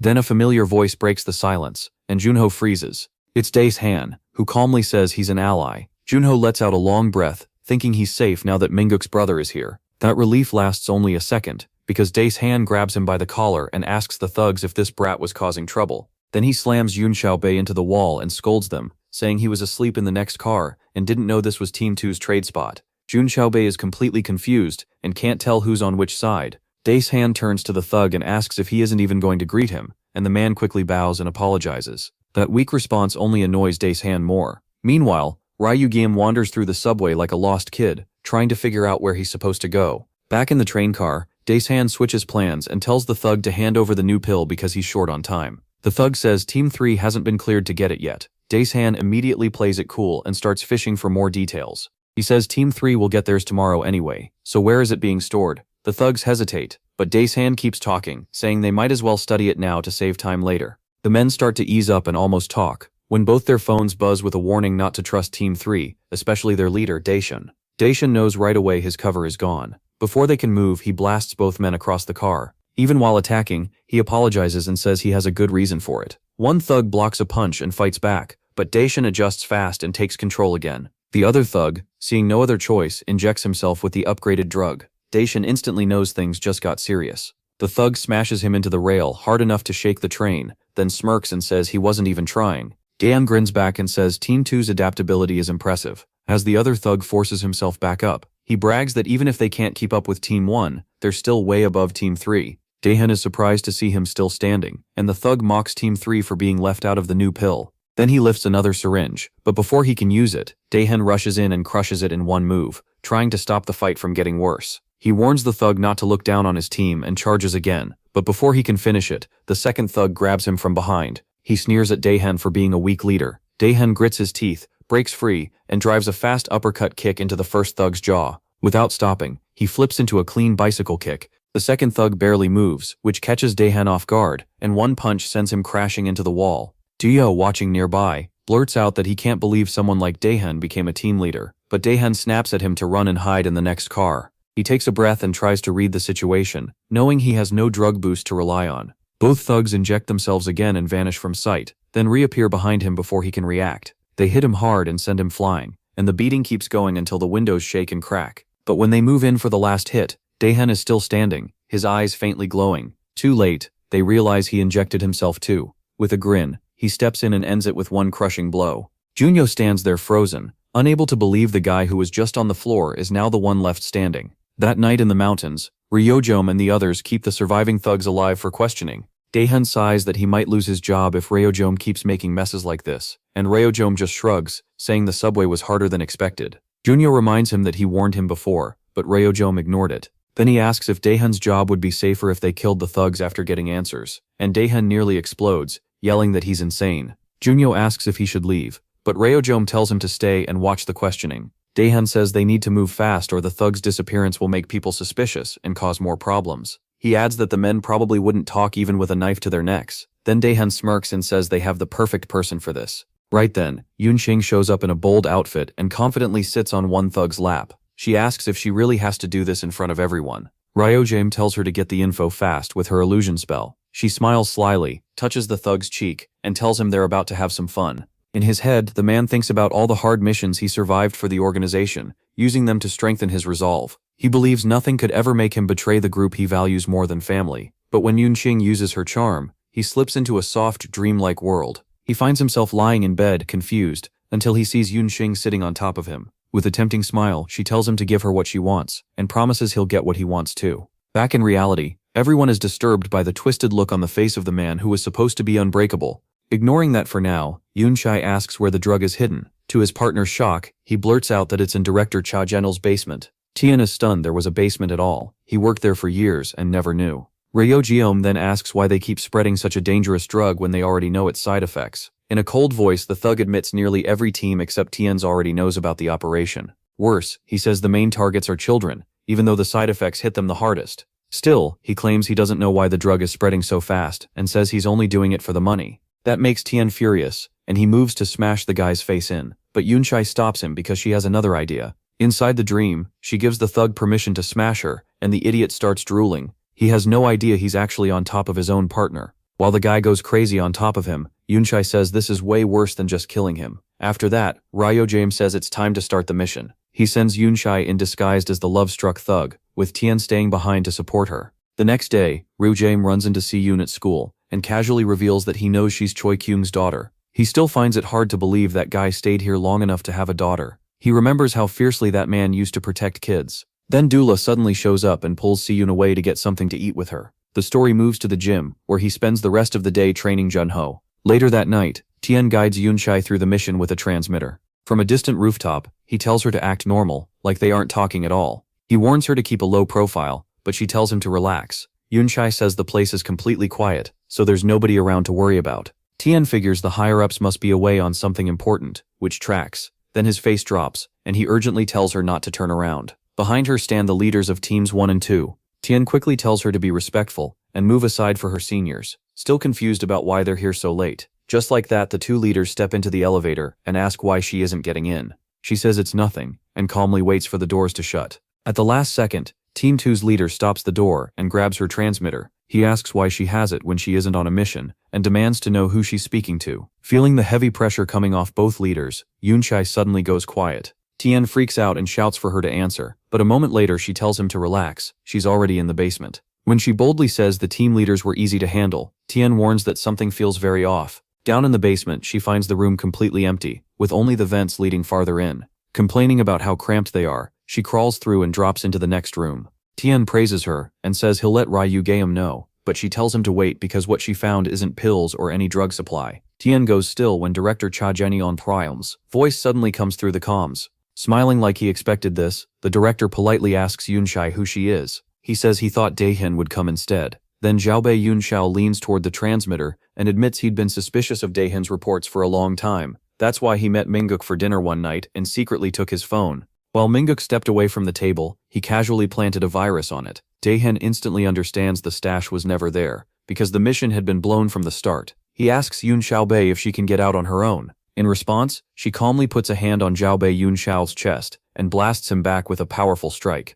As she pulls away, she tries to use her illusion on the director, but right before it lands, the team leaders she thought were down suddenly appear and cut off her escape. With both arms pinned, Tianwan's leader gets ready to hit her hard enough to knock her out for good. Right then Daehin arrives and slams a roundhouse kick into the guy. He tells them it's pathetic to gang up on a woman like that. Then the director asks how Daehin figured out his hidden stash. Looking around, Daehin realizes they've already cleared out the whole supply. At the same time, the other team leaders inject themselves with the new drug. The director warns them to watch the girl as they start closing in. Daehin powers himself up with the old drug he still had, and tells Yun Xiaobei their only goal now is escaping alive. With that, the team leaders rush them together at incredible speed, trying to kill Daehin and seize Yun Xiaobei. The moment Daehin sees what they're doing, he throws himself in front of her, and stalls long enough for Yun Xiaobei to blast both men away with her chi. Seeing her stop in a prayer pose, he asks why she can't just charm them, and make them take each other out. Annoyed, Yun Xiao snaps that the charm spell burns through a huge amount of chi, so she needs time to recover after failing to use it on the director. Hearing that, he charges in to buy her time, but gets smashed back by a wooden staff to the stomach.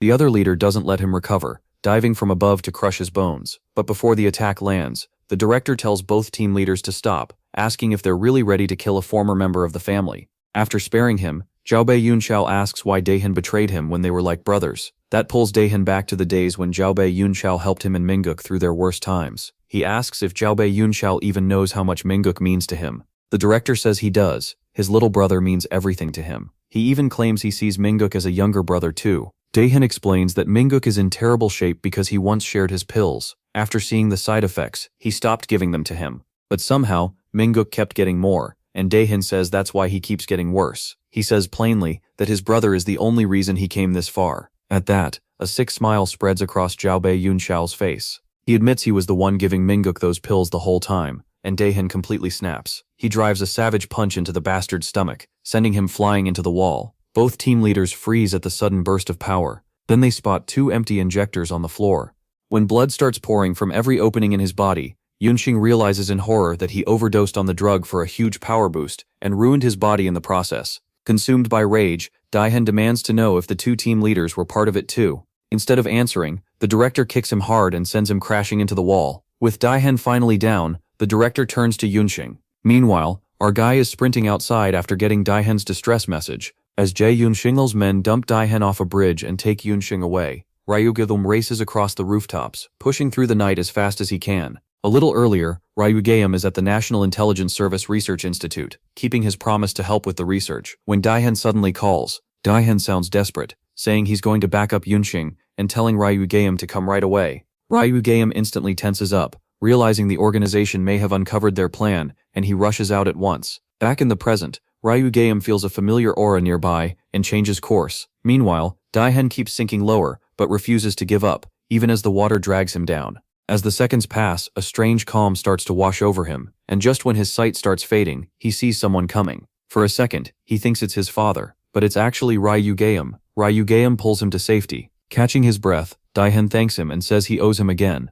Ryugeum asks what happened, and through ragged breaths, Daehin says Jae Yunxing appeared out of nowhere. He adds that Jae Yunxing is insanely strong and the group's second in command. Overcome with frustration, Daehin starts throwing wild punches in rage. Ryugeum lightly punches his stomach to snap him out of it and tells him to calm down before he wrecks himself. Daehin drops to the ground and starts crying, saying he trusted Jae Yunxing with everything. After he finally settles down, Ryugeum quietly asks about Yunxing. Daehin says he doesn't know what happened to her because he blacked out halfway through and apologizes for ruining the plan. Ryugeum stays calm and says they'll find another way through this mess. Meanwhile, Yunxing is taken to an unknown place. A doctor asks if she's comfortable, and she flatly says no. Jae Yunxing steps up and tells her to answer a few questions, and he'll let her go. When he asks why she helped Daehin, she firmly says she'd rather talk to the director than him. The doctor gives a creepy smile and says that was probably her plan all along, but it won't be that easy. He asks whether she shares some secret with the director, then says she's in luck because the boss just arrived.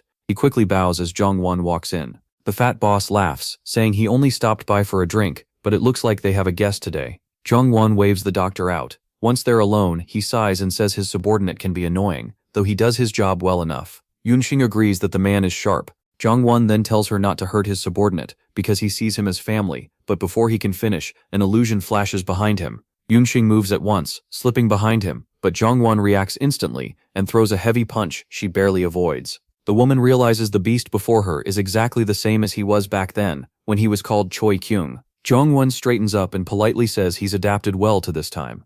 Now he has a family, money, and power, and he says he owes it all to Yeon-woo, who gave him this rich, peaceful life. She asks why he wasn't surprised to see her. Did he already know she was in this era too?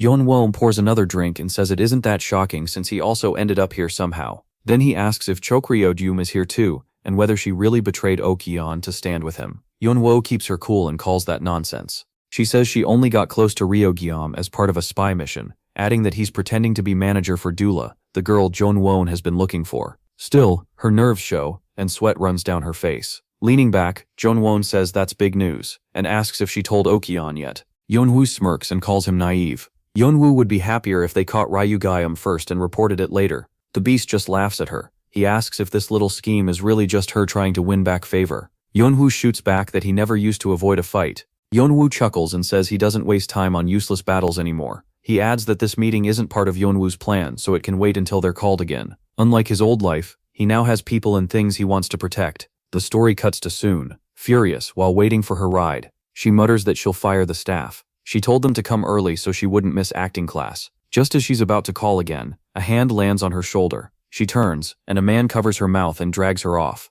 Yeon-won hears the news while eating, and the second he learns his daughter was kidnapped, he explodes with rage, swearing to tear the culprit apart. An officer rushes in and says they've found the kidnapper, a student named Ryu-ji-ye. Then the story jumps back to Jong-won's past, when he was Choi Kyung. A squad of soldiers had been sent to capture him, after branding him a criminal, and to kill the child in his arms. Kyung runs through the forest, carrying the little girl. She asks why he's throwing away his life and name for her, and the beast softly laughs, saying it's because she's cute. He tells her better days are coming. The soldiers stab him again and again, but then panic. They were ordered to keep him alive. Their leader shouts that attacks like this won't stop Kyung and orders the shield unit to move in. Holding the child tight, Kyung charges straight through them, smashing every defense line as shields break and men are thrown aside. One soldier thinks this is his chance and gets close enough to slash at Kyung's arm, but Kyung answers with a punch that snaps the sword in half. With that same fist, he slams the man into the ground hard enough to shake everyone nearby. Before he can recover, several soldiers rush in and throw ropes around him, finally restraining the beast.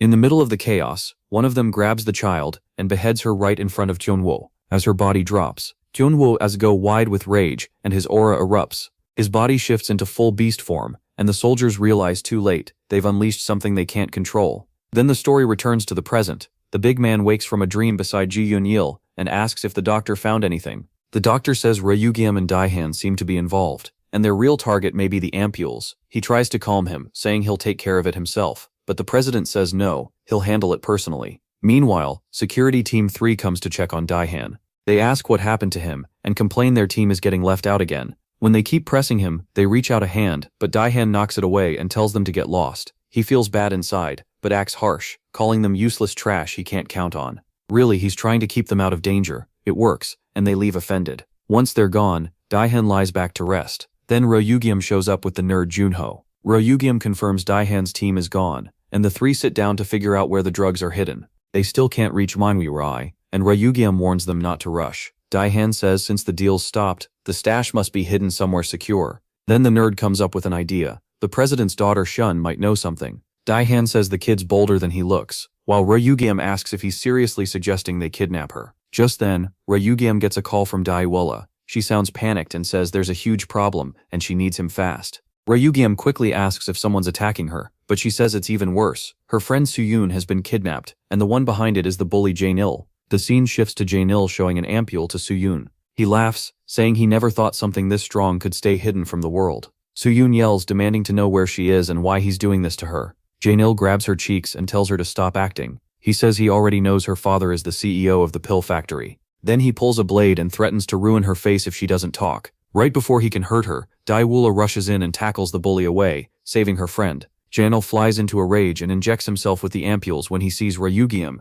Junho and Daihan arrive. Laughing like he's lost his mind, he says this time will be different, but before he can finish, Ryugyam rushes in and grabs him by the throat. He squeezes and demands to know where Janel got all this information. Ryugyam mocks him too, saying nothing looks different this time either. Jonil blames everything on Ryugyam and refuses to talk. Suddenly the door blasts open and sends the bully flying. As Jongwon walks in, the doctor follows and says they were right. Ryugyam and his group are the kidnappers. The situation turns ugly fast, and Suron is still unconscious. Ryugyam and Jongwon both release their chi, ready for a brutal clash. The ground shakes as Choi Kyu-young steps forward, his presence alone making the air feel heavy. Ryugyam senses the power coming off him right away, and knows this man didn't come to talk. He immediately tells the others to run while they still can. Sure he can hold this off. Kyung lunges first, smashing his fist into the floor and cracking the concrete. Ryugyam barely dodges, then gathers power for his silent tiger fist. Both strike at the same time, and their punches collide with a huge shockwave that tears through the station. Meanwhile, the other team bosses go after Daihan and the others, but stop cold when they see their own leader blasted into the ceiling like a balloon. Jung lands unharmed, and even angrier, while the pill doctor realizes Ryugyam's hit wasn't meant to hurt him. It was to weaken the structure and bring the ceiling down so his teammates could escape. The second team boss quickly makes a call, while Jung turns to Gyedali, telling him to get Seyun. He says he'll join him after dealing with Ryugyam himself. Inside the speeding car, Seyun slowly wakes up, holding her head in pain. Tool gently tells her to think about what happened, and Seyun suddenly remembers that Tool saved her. She asks how Tool even found her. Jung-ho jumps in with a long dramatic explanation of everything, and all it does is leave her staring at him. Then it really hits her. Tula risked herself to save her after everything she'd done. Before she can say anything, Junho gets to the point and asks if she knows where the pills are. Daihan calmly says they need that information to save his brother. Do adds that the drug is very dangerous, and they don't want Seyun dragged into it either. Seyun looks out the window, softens, and admits the pills are probably hidden at her house, the safest place she can think of.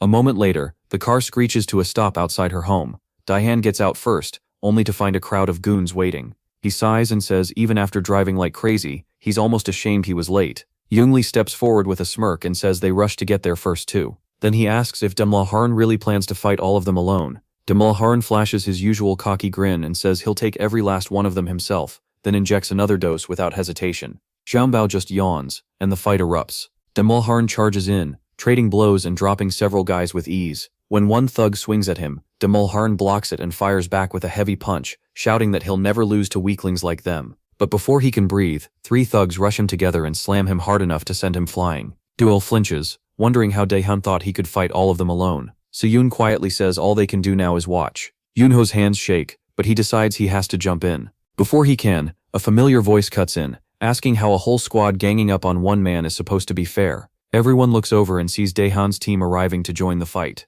Their leader starts shouting orders, and the clash turns into total chaos. Punches fly, and the air fills with yelling. The other teams can only stare at Team 3's power and teamwork. They can't believe a group like this is still ranked 3rd. Some even wonder what kind of leader made them this loyal. Team 3 soon realizes the enemy leaders are gone, and only a few fighters are left. Their leader tells Dadihan they'll open a path for him, and he nods, thanking them for showing up. The pill doctor watches with a small smile, surprised by how united Team 3 is, and even a little impressed by Daishan's leadership. Daishan then calls out to Jae-yunil, declaring that he won't lose this time. Taking it lightly, the doctor grins and says he'll make it fun, then shows the drugs he brought. With a smirk he jams a vial into his arm, ready to see how far this fight can go. Somewhere else, Ryugyam and Gyung keep trading blows hard enough to shake the place. Ryugyam slips just out of range, then dives back in to attack.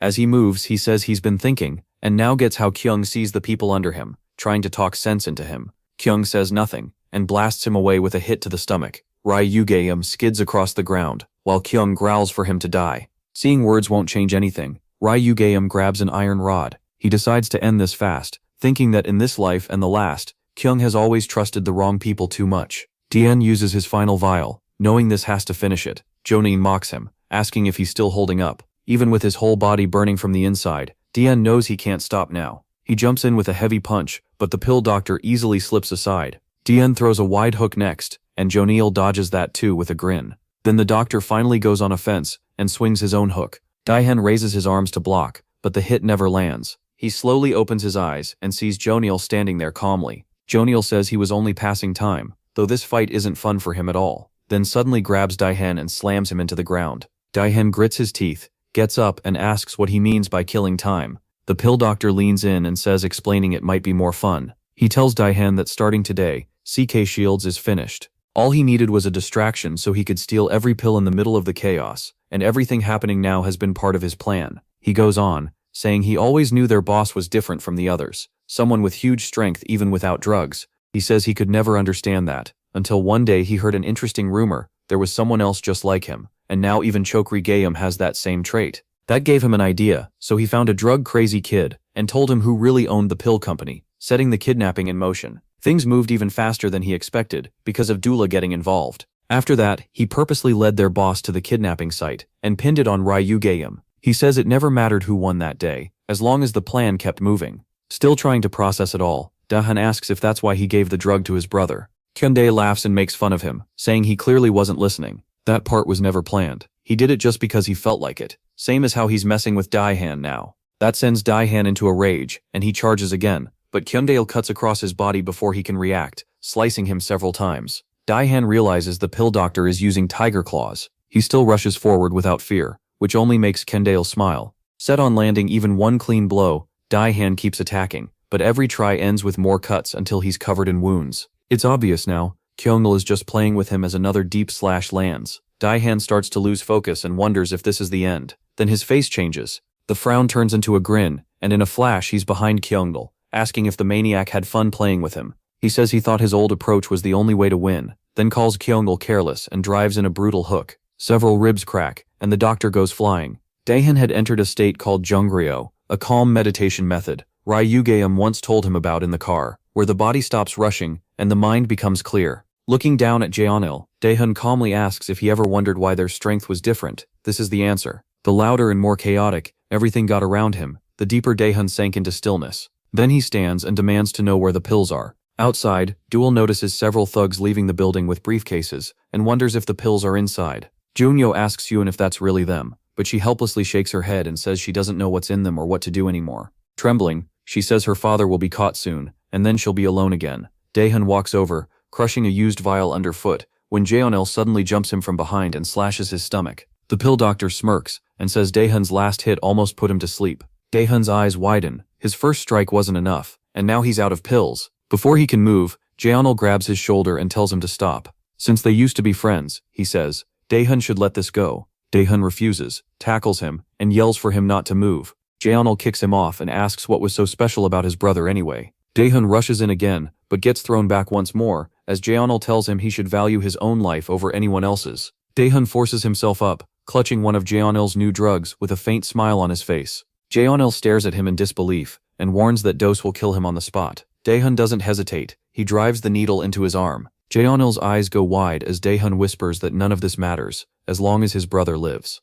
Then the story shifts to the past, when Daehan was only 9. Back then, he just wanted a normal, happy family. That dream broke when his parents divorced, after his father hurt his leg and couldn't work anymore. The court decided Daehan would stay with his father, while Mingguk would live with their mother. Mingguk cried because he didn't want to be apart from his brother. Daehan, meanwhile, was angry they couldn't be together anymore. But when he saw how broken their father had become, he hid his feelings, took Mingguk's hand and with a big smile told him to stay happy. He knew their father could barely support even one child, so it was safer for his little brother to stay with their mom. One day at the park, Daehan sat on a swing, wondering if Mingguk had figured out the secret message he left. Soon enough, the smart little kid solved it and came to meet him there. The brothers kept secretly meeting for a whole week until they were finally caught. When that happened, their father harshly scolded Daehan for meeting Mingguk in secret. It was the first time Daehan had ever seen him look that serious. After that, time passed, and Daehan held on to his father's promise that Mingguk was fine and living well, until one day he found his little brother waiting at their old spot. Daehan ran over in a panic and demanded to know why he came.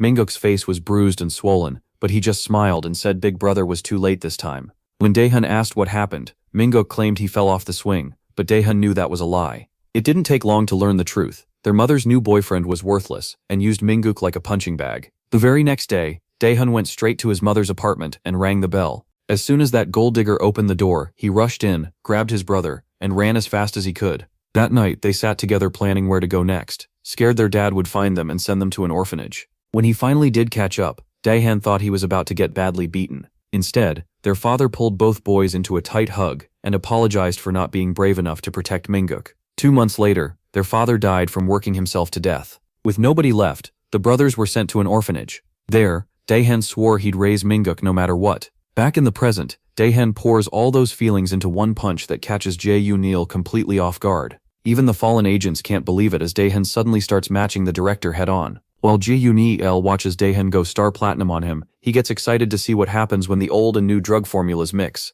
No matter how many hits he takes, Daehan keeps pushing through and coming harder. By now it's obvious his body is falling apart second by second. After Daehan kicks Jae-Yoon around like a football, the man wishes he could just wait until Daehan burns out, but he knows he doesn't have that kind of time. Both fighters step back, then throw everything into one clash, creating a huge shockwave that sends Daehan flying. The director smirks, thinking he won, annoyed that this stubborn big brother ruined his perfect outfit. But then his face twists in shock as Daehan stands up again. Jae-Yoon angrily asks how long he plans to keep this up, and Daehan makes it clear he won't stop until he dies. After that, the two keep trading punches back and forth. They keep trading blows, exhausted but too stubborn to stop. In the end, the director lands one solid hit and finally drops Daehan. He smugly says this was always his win, because the drug works perfectly with his body. But Daehan gets back up one last time and beats that smug bastard into the floor. He refuses to quit because of the promise he made to his father. Then his last punch cracks Jae-Yoon's jaw and knocks him out cold. Daehan drops beside him with a small, satisfied smile, glad he kept that promise until the very end. Somewhere else, Choi Kyu-young faces our boy. Rugeum rushes in with a steel bar, but the beast blocks it with his thick arms and throws him aside like it's nothing. Seeing that, Ryugam switches it up and brings down a heavy overhead strike, using both his body weight and chi. The beast answers with his own chi and smashes him so hard he flies up into the ceiling. Watching from outside, Team 2's leader starts worrying the whole building will come down first. On the other side, another guy can't believe some random fighter is matching their boss. The beast avoids every one of Rugam's attacks and looks disappointed that's all our boy has. Rugam shuts him up with a clean backflip, snatches the steel bar in midair, and swings with enough force to crush the beast's head if he hadn't dodged. He keeps pressing, smashing all of Choi Kyung's key joints. Then he lands 2 quick slashes and decides to finish it.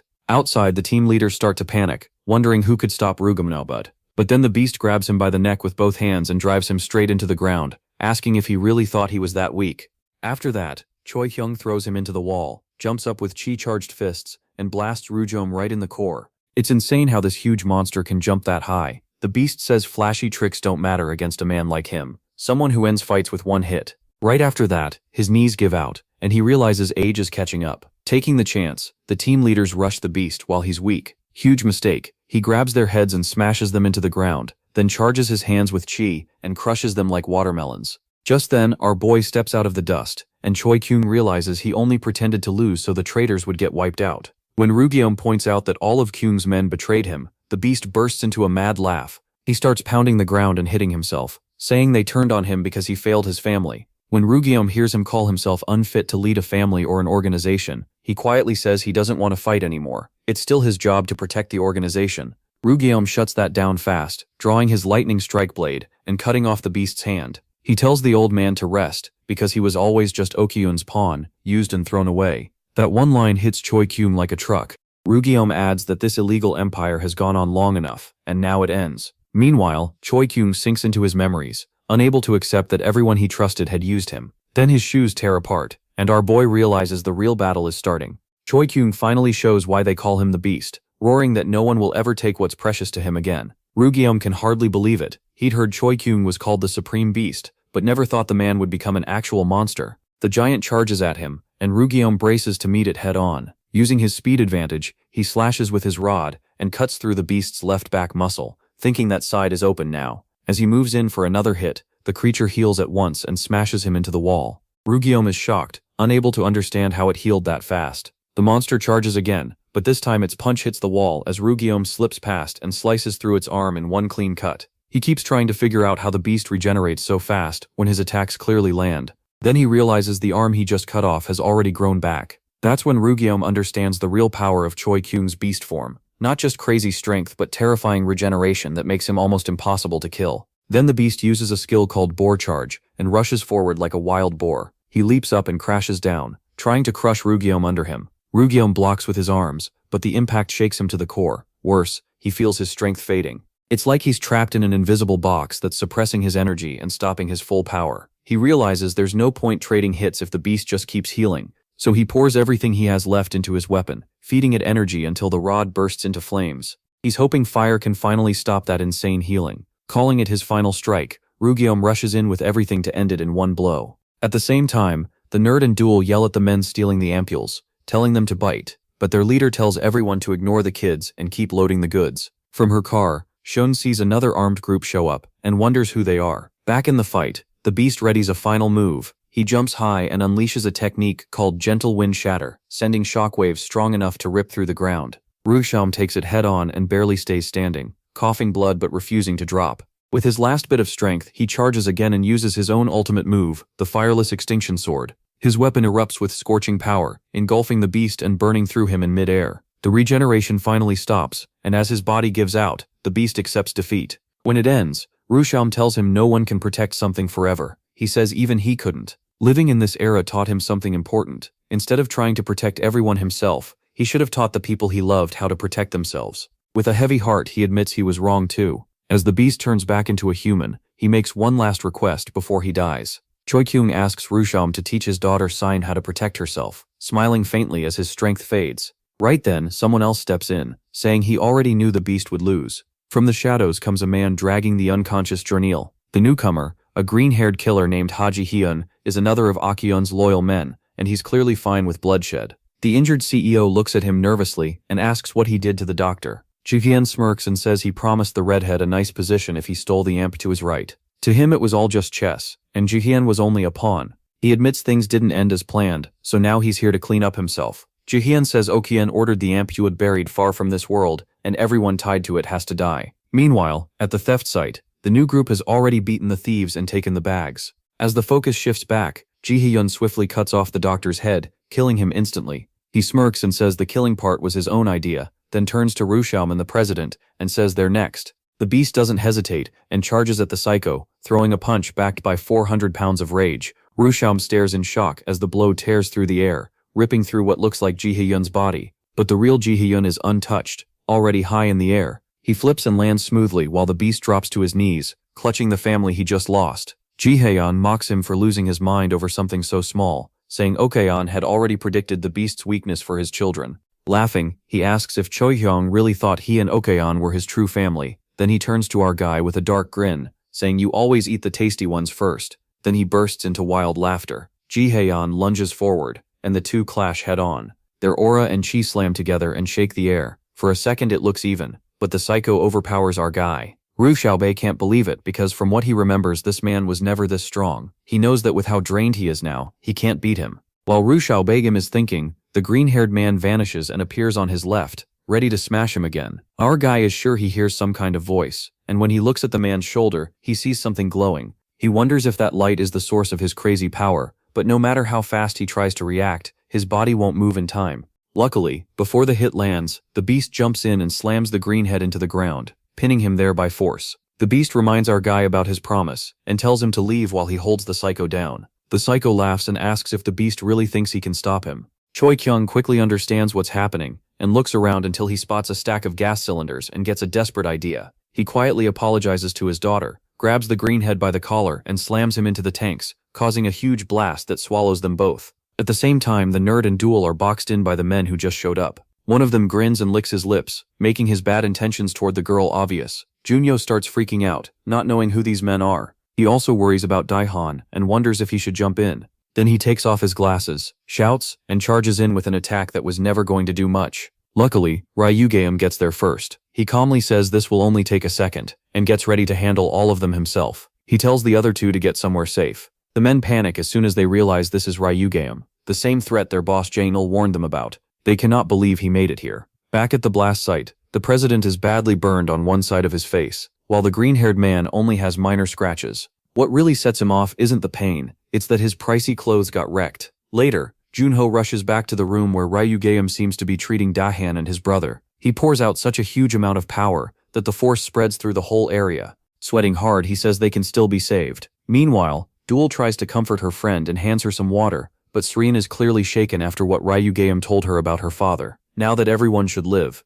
Junho is relieved they arrived in time. But our boy says that is not why they rushed here. Right then, someone pounds hard on the door, and no one knows who it is. Back at the warehouse, the boss arrives and sees Jai high on, and the wreck his underling made. Even in that awful condition, Chai Kyung asks how he could do this to him. Okion stays cold, sits down, and asks what kind of bond they really had. The beast remembers when he was first brought in. Back then, Okion said he needed his help and wanted him in the family. The beast repeats that word, and Okion says they were meant to be one family, until Choi Kyung chose another one he cared about more. The boss says everything gets messy when there are too many mouths to feed. He used the drug business to make endless money for his family, but that was never the real goal of the project. Then he changes the subject and asks why the beast hid information about Ryu Gaeum. Choi Kyung is stunned that his boss knows, and that only makes Okion angrier. He snaps, asking if his men really think he's that stupid, then says one of them is already paying for that mistake, meaning Yun Shing. Staring him down, he orders Choi Kyung to tell him everything he knows about Ryuga.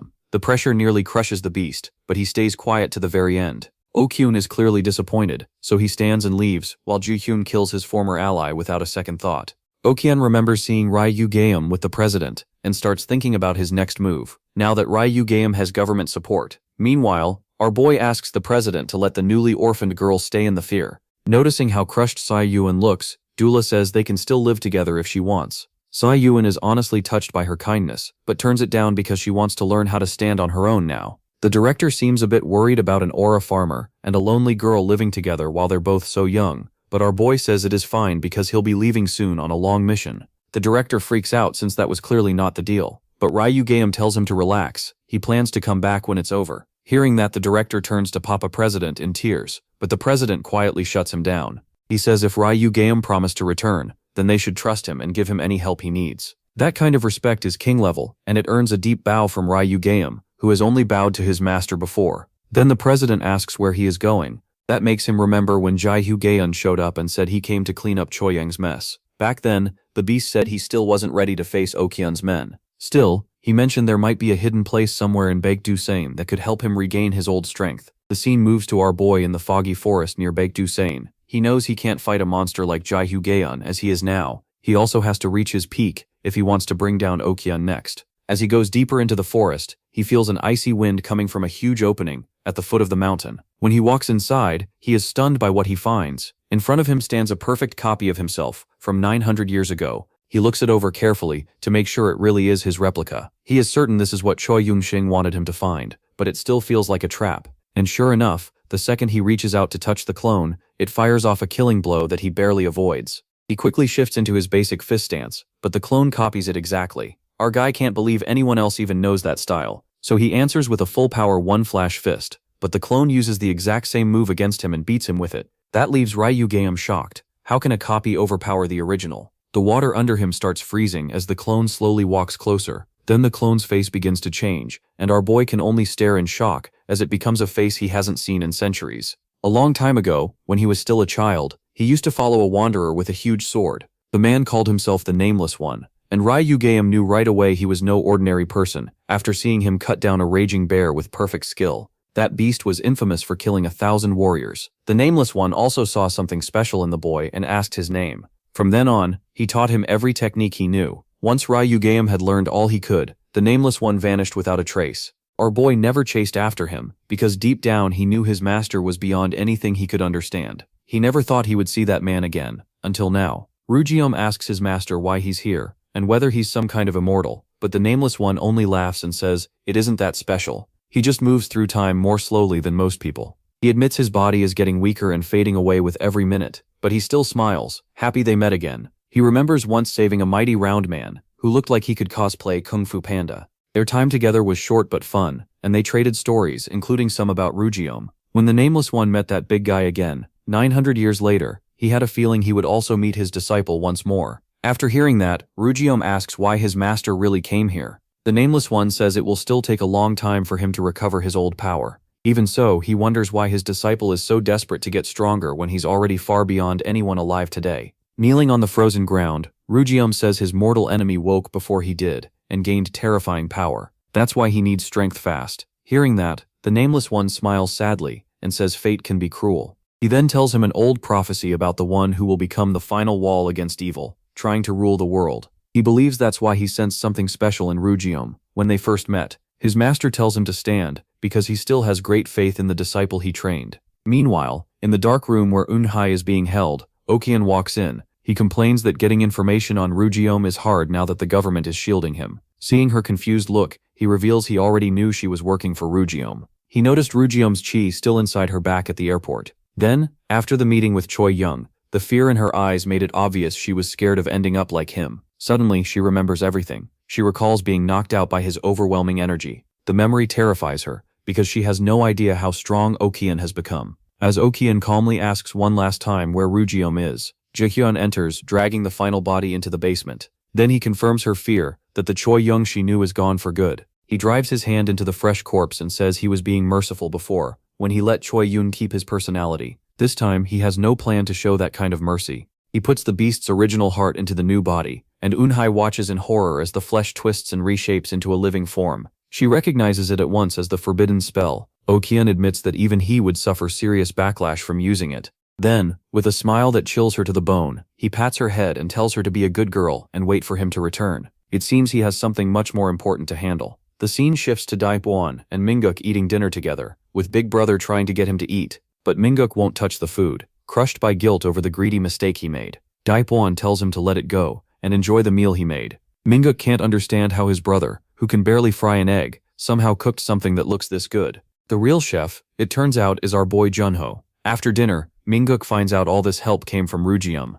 Rujeom has been looking after the brothers, and that is why Dieton feels he owes him. A few hours earlier, Rujeom asked Dieton to pay him back by finding where Eunhye is being held. While Dieton thinks about that, Minguk suddenly loses it. He yells, asking why Dieton keeps hiding things and what really happened to Big Bro Janol. Minguk wants the whole truth, and tells him to stop giving half answers. Dieton only gives a small smile and changes the topic, saying they'll be late for school if this keeps going. As they leave, Eunho looks back and asks if Dieton plans to head out for work after they're gone. He tells him to stay careful until Rujeom comes back. The enemies they're dealing with now are far beyond the ones from before. And right then Jaeyoon and his crew are heading out on a mission of their own.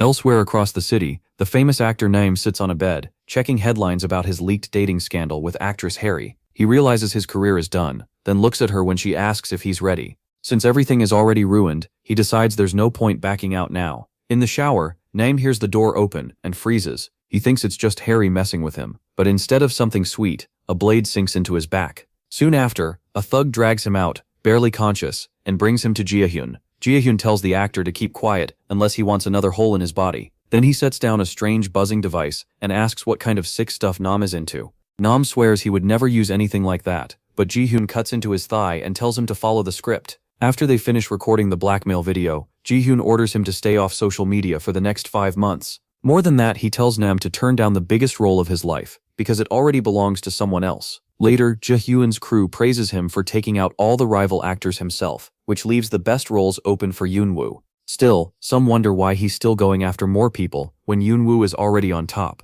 Jaehyun smirks and says the boss wants the plan to start only after Yoonwoo becomes the best. Then he notices one of his men is gone, and another thug says he went to escort Eunhye. With Eunhye, the blonde enforcer impatiently tells her to move, but she stays frozen, still trying to process that someone really brought a dead person back as a clone. Okian once said that spell works best right after death. That thought terrifies Eunhye. What if they plan to keep her locked up until she dies, then turn her into an obedient copy? She remembers all the times she bowed her head and obeyed, just to stay alive. But now something breaks inside her, and she suddenly stops. The guard asks what's wrong. A second later, her illusion drops, and the real Eunhye drives a kick into his chest, sending him flying. She refuses to die as anyone's puppet, so she smashes her handcuffs into his face again and again. Then to end it, she uses her strongest illusion and knocks him out cold. Breathing hard, she sees his phone on the floor and barely manages to send a short message before her strength gives out. Right then, Jaehyun strikes her from behind, amused that this feisty girl took down one of his men.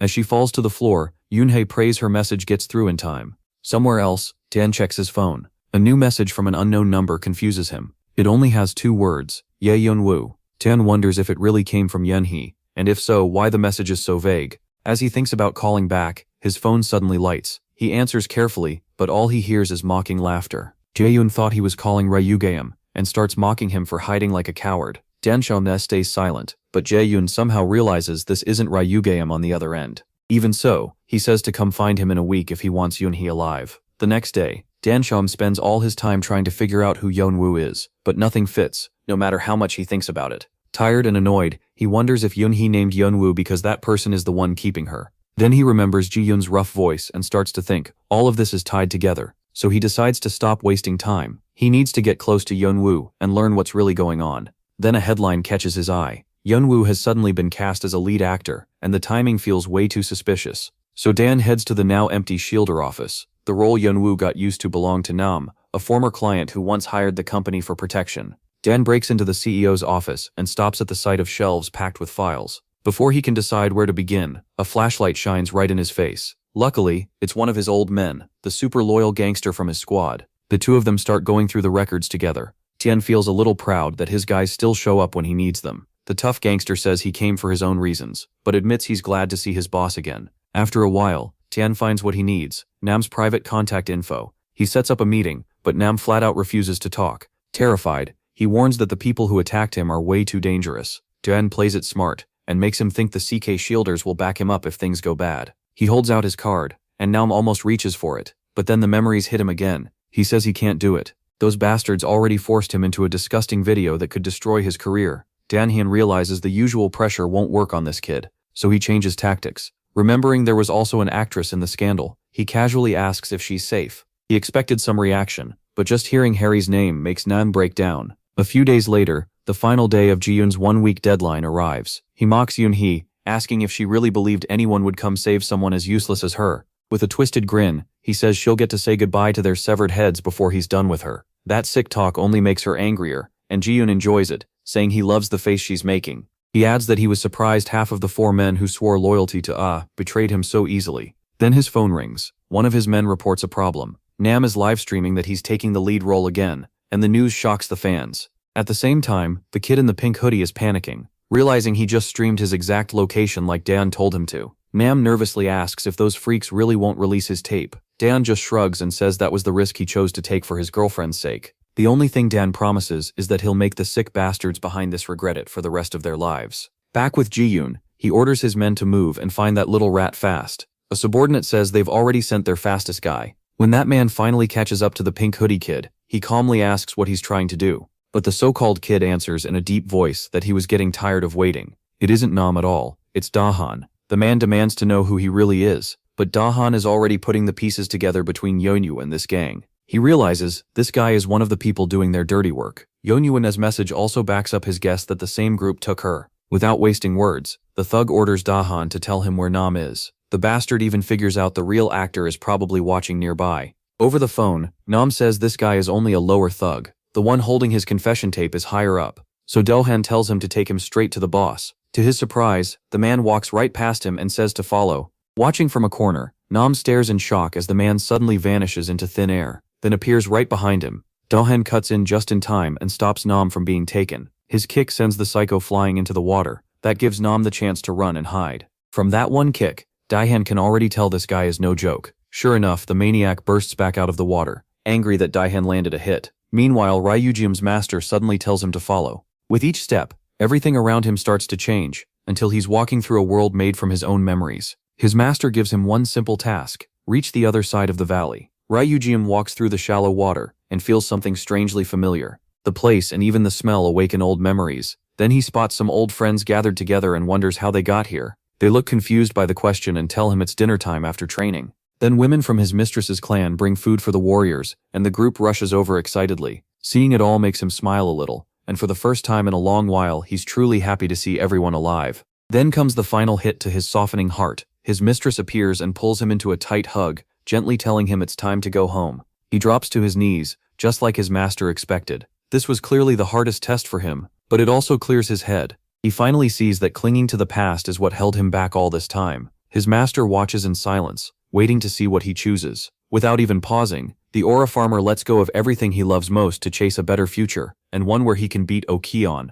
Speaking of Okeon, the boss calls Ji-hyun for dinner, but when Ji-hyun thanks him for the meal, Okeon asks, dead serious, who said he could eat? Ji-hyun quickly apologizes for overstepping, and Okeon laughs, saying he was only messing with him. Ji-hyun then says the actor kid situation is still under control, and there's plenty of time before filming starts. Okeon still doesn't buy it. Then his secretary cuts in and assures him that even if this unreliable idiot fails, she already has a backup ready. Ji-hyun clenches his jaw after manager Shim Ga-young mouths off about him again. Still, Okyeon orders him to handle it with the $50 billion budget he was given. Ju Yo-hae On leaves and calls Yong-sung, demanding to know what's taking so long. At that moment, Yong-sung is pinning Dae-han to a pole, saying things were going fine until this little cutie got in the way. The second his guard drops, Dae-han drives a sharp punch into his ribs and blasts him into the wall, but the freak barely reacts. Over the phone, Ji-hae-on snaps at him to quit fooling around and finish it. So Yong-sung rips off his shirt, showing his huge arms and the strange rings in his body, saying it's time to fight Okyeon style. Dae-han just looks at him, confused, like the guy's trying way too hard. Then Yong-sung suddenly charges, grabs Dae-han by the face, and smashes him into the ground with terrifying force. The reason is simple. Yong-sung's body was altered in some underground lab by a bunch of shady surgeons. Their director told them to pack his body with implants that boost control over his joints and muscles. That gave him crazy physical power, about 100 times beyond a normal person. They even gave the implants a fancy name, Servio joints. Yong-sung looks pleased. The output is even better than he expected. Hearing that brutal impact, Nem starts to wonder if Dae-han got crushed. But let's be real, Big Brother isn't that easy to kill. Dae-han mocks him for depending on machine parts like a sad little weapon, though the truth is he only lived by using the steel body technique at the last second. So no, Dae-han didn't come into this blind. Earlier, while searching for Nem's number, he found a hidden safe behind a bookshelf. Inside was an old martial arts manual. Back in the present, he sends Yong-sung flying with monstrous power and reveals he spent the last 5 days mastering techniques before Yoon-hae's deadline ran out. The bloody boar fist is only one of the arts he picked up. Then we shift to our boy at the site of his second trial, beside his master. The instant his master touches his chest, he's sent into a huge empty sky. Looking around in confusion, he sees an island split into 3 connected landmasses, and his master explains, this is where chi chains link heaven and earth. Put simply, it's a freezing place where chi and martial power are heavily suppressed. Time moves painfully slow here, but the monsters living in it are not slow at all. The only way Rujeom can survive is with the sword he's been given. The moment he grabs it, ice crawls over his hand. His master explains that his mind may be ready, but his body still isn't complete. Right away, crushing pressure falls on him, and even moving forward becomes a brutal fight. The cold pounds his body and mind at the same time. The beasts don't care one bit, so he rushes them, determined to kill them before his body gives out. Back with Dae-han, he's trading blow for blow with Yong-sung, using every martial art he learned to keep up. After a while, Yong-sung realizes raw power alone won't beat him, so he switches to speed, but that fails too. Dae-han finally gets fed up and yells at him to stop dragging this fight out. Fueled by adrenaline, Yong-sung runs through every move he can think of, trying to find a way to put him down. That's when he notices Dae-han was never throwing wild punches. From the start, Big Brother had been aiming for his leg joints. Yong-sung actually smiles, impressed by the plan. Sure he's figured everything out, he smugly invites Dae-han to try one final hit on him. Running on his last bit of strength, Dae-han puts everything into the next strike. As soon as he gets close, Yong-sung declares checkmate and slams Dae-han's head toward the ground, or so he thinks. He's still wondering why Dae-han didn't target his legs again, when a hand grabs his face from behind. For a brief moment, Dae-han warns him he's about to feel the technique that crushes mountains. When it lands, the impact caves in. Yong-sung's skull and blood bursts from both ears. Even then, the monster stays on his feet, saying he won't fall so easily, as he throws one last swing, but his balance is gone and he drops on the spot. Dae-han says this was the plan from the start. Then he grabs the half-conscious brute and dives into the water below. Back at HQ, Ji-yoon's crew is getting annoyed. Yong-sung should have reported in by now, especially since he's their fastest. One of them warns the others to watch themselves because the boss is coming back in a terrible mood. Then the blonde guy pauses, saying he thought he saw something flash outside the window. He brushes it off after all. Who would be crazy enough to break into Yeonwoo's private villa, the place Ji-yoon's crew is using for now? Down in the basement, Yoonji freezes when she hears someone calling from the other side of the door. Outside, Dae-han arrives just before the 1-week deadline ends. Meanwhile, in the other world, our boy keeps fighting endless waves of monsters. Each hour there equals a full year on Earth, and with his bones breaking and muscles tearing, only pure survival instinct keeps Ryugim alive. After what feels like forever, he kills the last monster in the area, with nothing but his sword. He looks up and declares that he's ready to have his vessel judged again. But when nothing happens, he wonders if he missed something. Then the ground under him turns to water, and he suddenly falls off the floating island. He slams onto another island, mostly covered in water, sinking deep under it, and hoping this isn't the final trial right after the second. Back to Dae-han, he rips open the basement lock with his bare hands. He can't help wondering whether Yoon-chae even matters to the kidnappers, since they left her tied up alone without a single guard. Then he sees something he never expected. Yoon-chae hurriedly claims she wasn't crying, even though her face says otherwise. Putting that aside, Dae-han quickly moves to get her out. He knows neither of them has enough strength left for another fight with Ji Yoon-shing's men. But just as they reach the exit, Ji-yoon appears behind them out of nowhere. Dae-hen immediately pulls back and demands to know who he is. Before he can say more, Yeonchae cuts in and offers to serve Jang-yoon if he'll spare Dae-hen. Hearing that, Jang-yoon agrees way too easily and tells Dae-hen he can leave. What he doesn't say is that a squad of modified humans is closing in from behind. Dae-hen refuses to run and braces for one final stand, but a single uppercut launches him into the air. As he barely gets back up after the hit, Jang-yoon tells his man to finish him off for good. The blonde thug rushes in, ready to cave Dae-hen's head in with a crowbar. But at the last second, Mingguk and Junho burst through the wall like heroes. Mingguk throws Dae-hen over his shoulder and admits they followed him the whole way. Jae-yoon's men charge the intruders for barging onto their turf, but one quick strike from the nerd sends them flying. The guy in the cap just stares, unable to believe this kid is using master-level martial arts. He has no idea Ryu trained Junfink to Junho for moments like this, with the blood flash fist. When Junho first tested it and blew out a wall, our boy told him it would hit even harder once mastered. The downside is brutal. It burns a huge amount of chi and hurts like hell. Junho once asked how many times he could use it, and the answer was 2 at most. Now that he's already used it twice, Junho can feel his strength fading, but he knows there's no other option. Seeing him take his stance, Mingguk can't believe he's really about to do this. As Junho prepares his ultimate move, the cap guy gets ready for the hit, and instead, Junho pulls out pepper spray, blasts the thugs in the face, and runs for his life. Jae-yoon's gang howls in pain, and the boss watches with clear disappointment as Eun-hye and the others race for the exit. Junho yells for everyone to keep running and not look back, but Jae-yoon's gang recovers fast and tackles all of them. The cap guy is furious they made them look like clowns, while the others are ready to smash their heads in. But Jae-yoon suddenly kicks his own men off the hostages, and the last thing they see is their boss flying straight at them. After beating his own team into the ground, Jae-yoon says he regrets wasting millions in technology on useless trash. Since the implants can still be recovered, the psycho says he'll dispose of them himself, for the unforgivable crime of disturbing his peace. At that, Mingguk and Dae-han freeze in fear, while Eun-hye watches him drop toward her like death itself. With every implant pushed to the limit, Jae-yoon unleashes a violent blast that almost tears the whole building apart. But when nothing happens, the boss just stands there in disbelief. Then a voice echoes through the room, praising them for lasting this long. The King of Aura is back, and he tells his friends to hang on a little longer. He'll end this.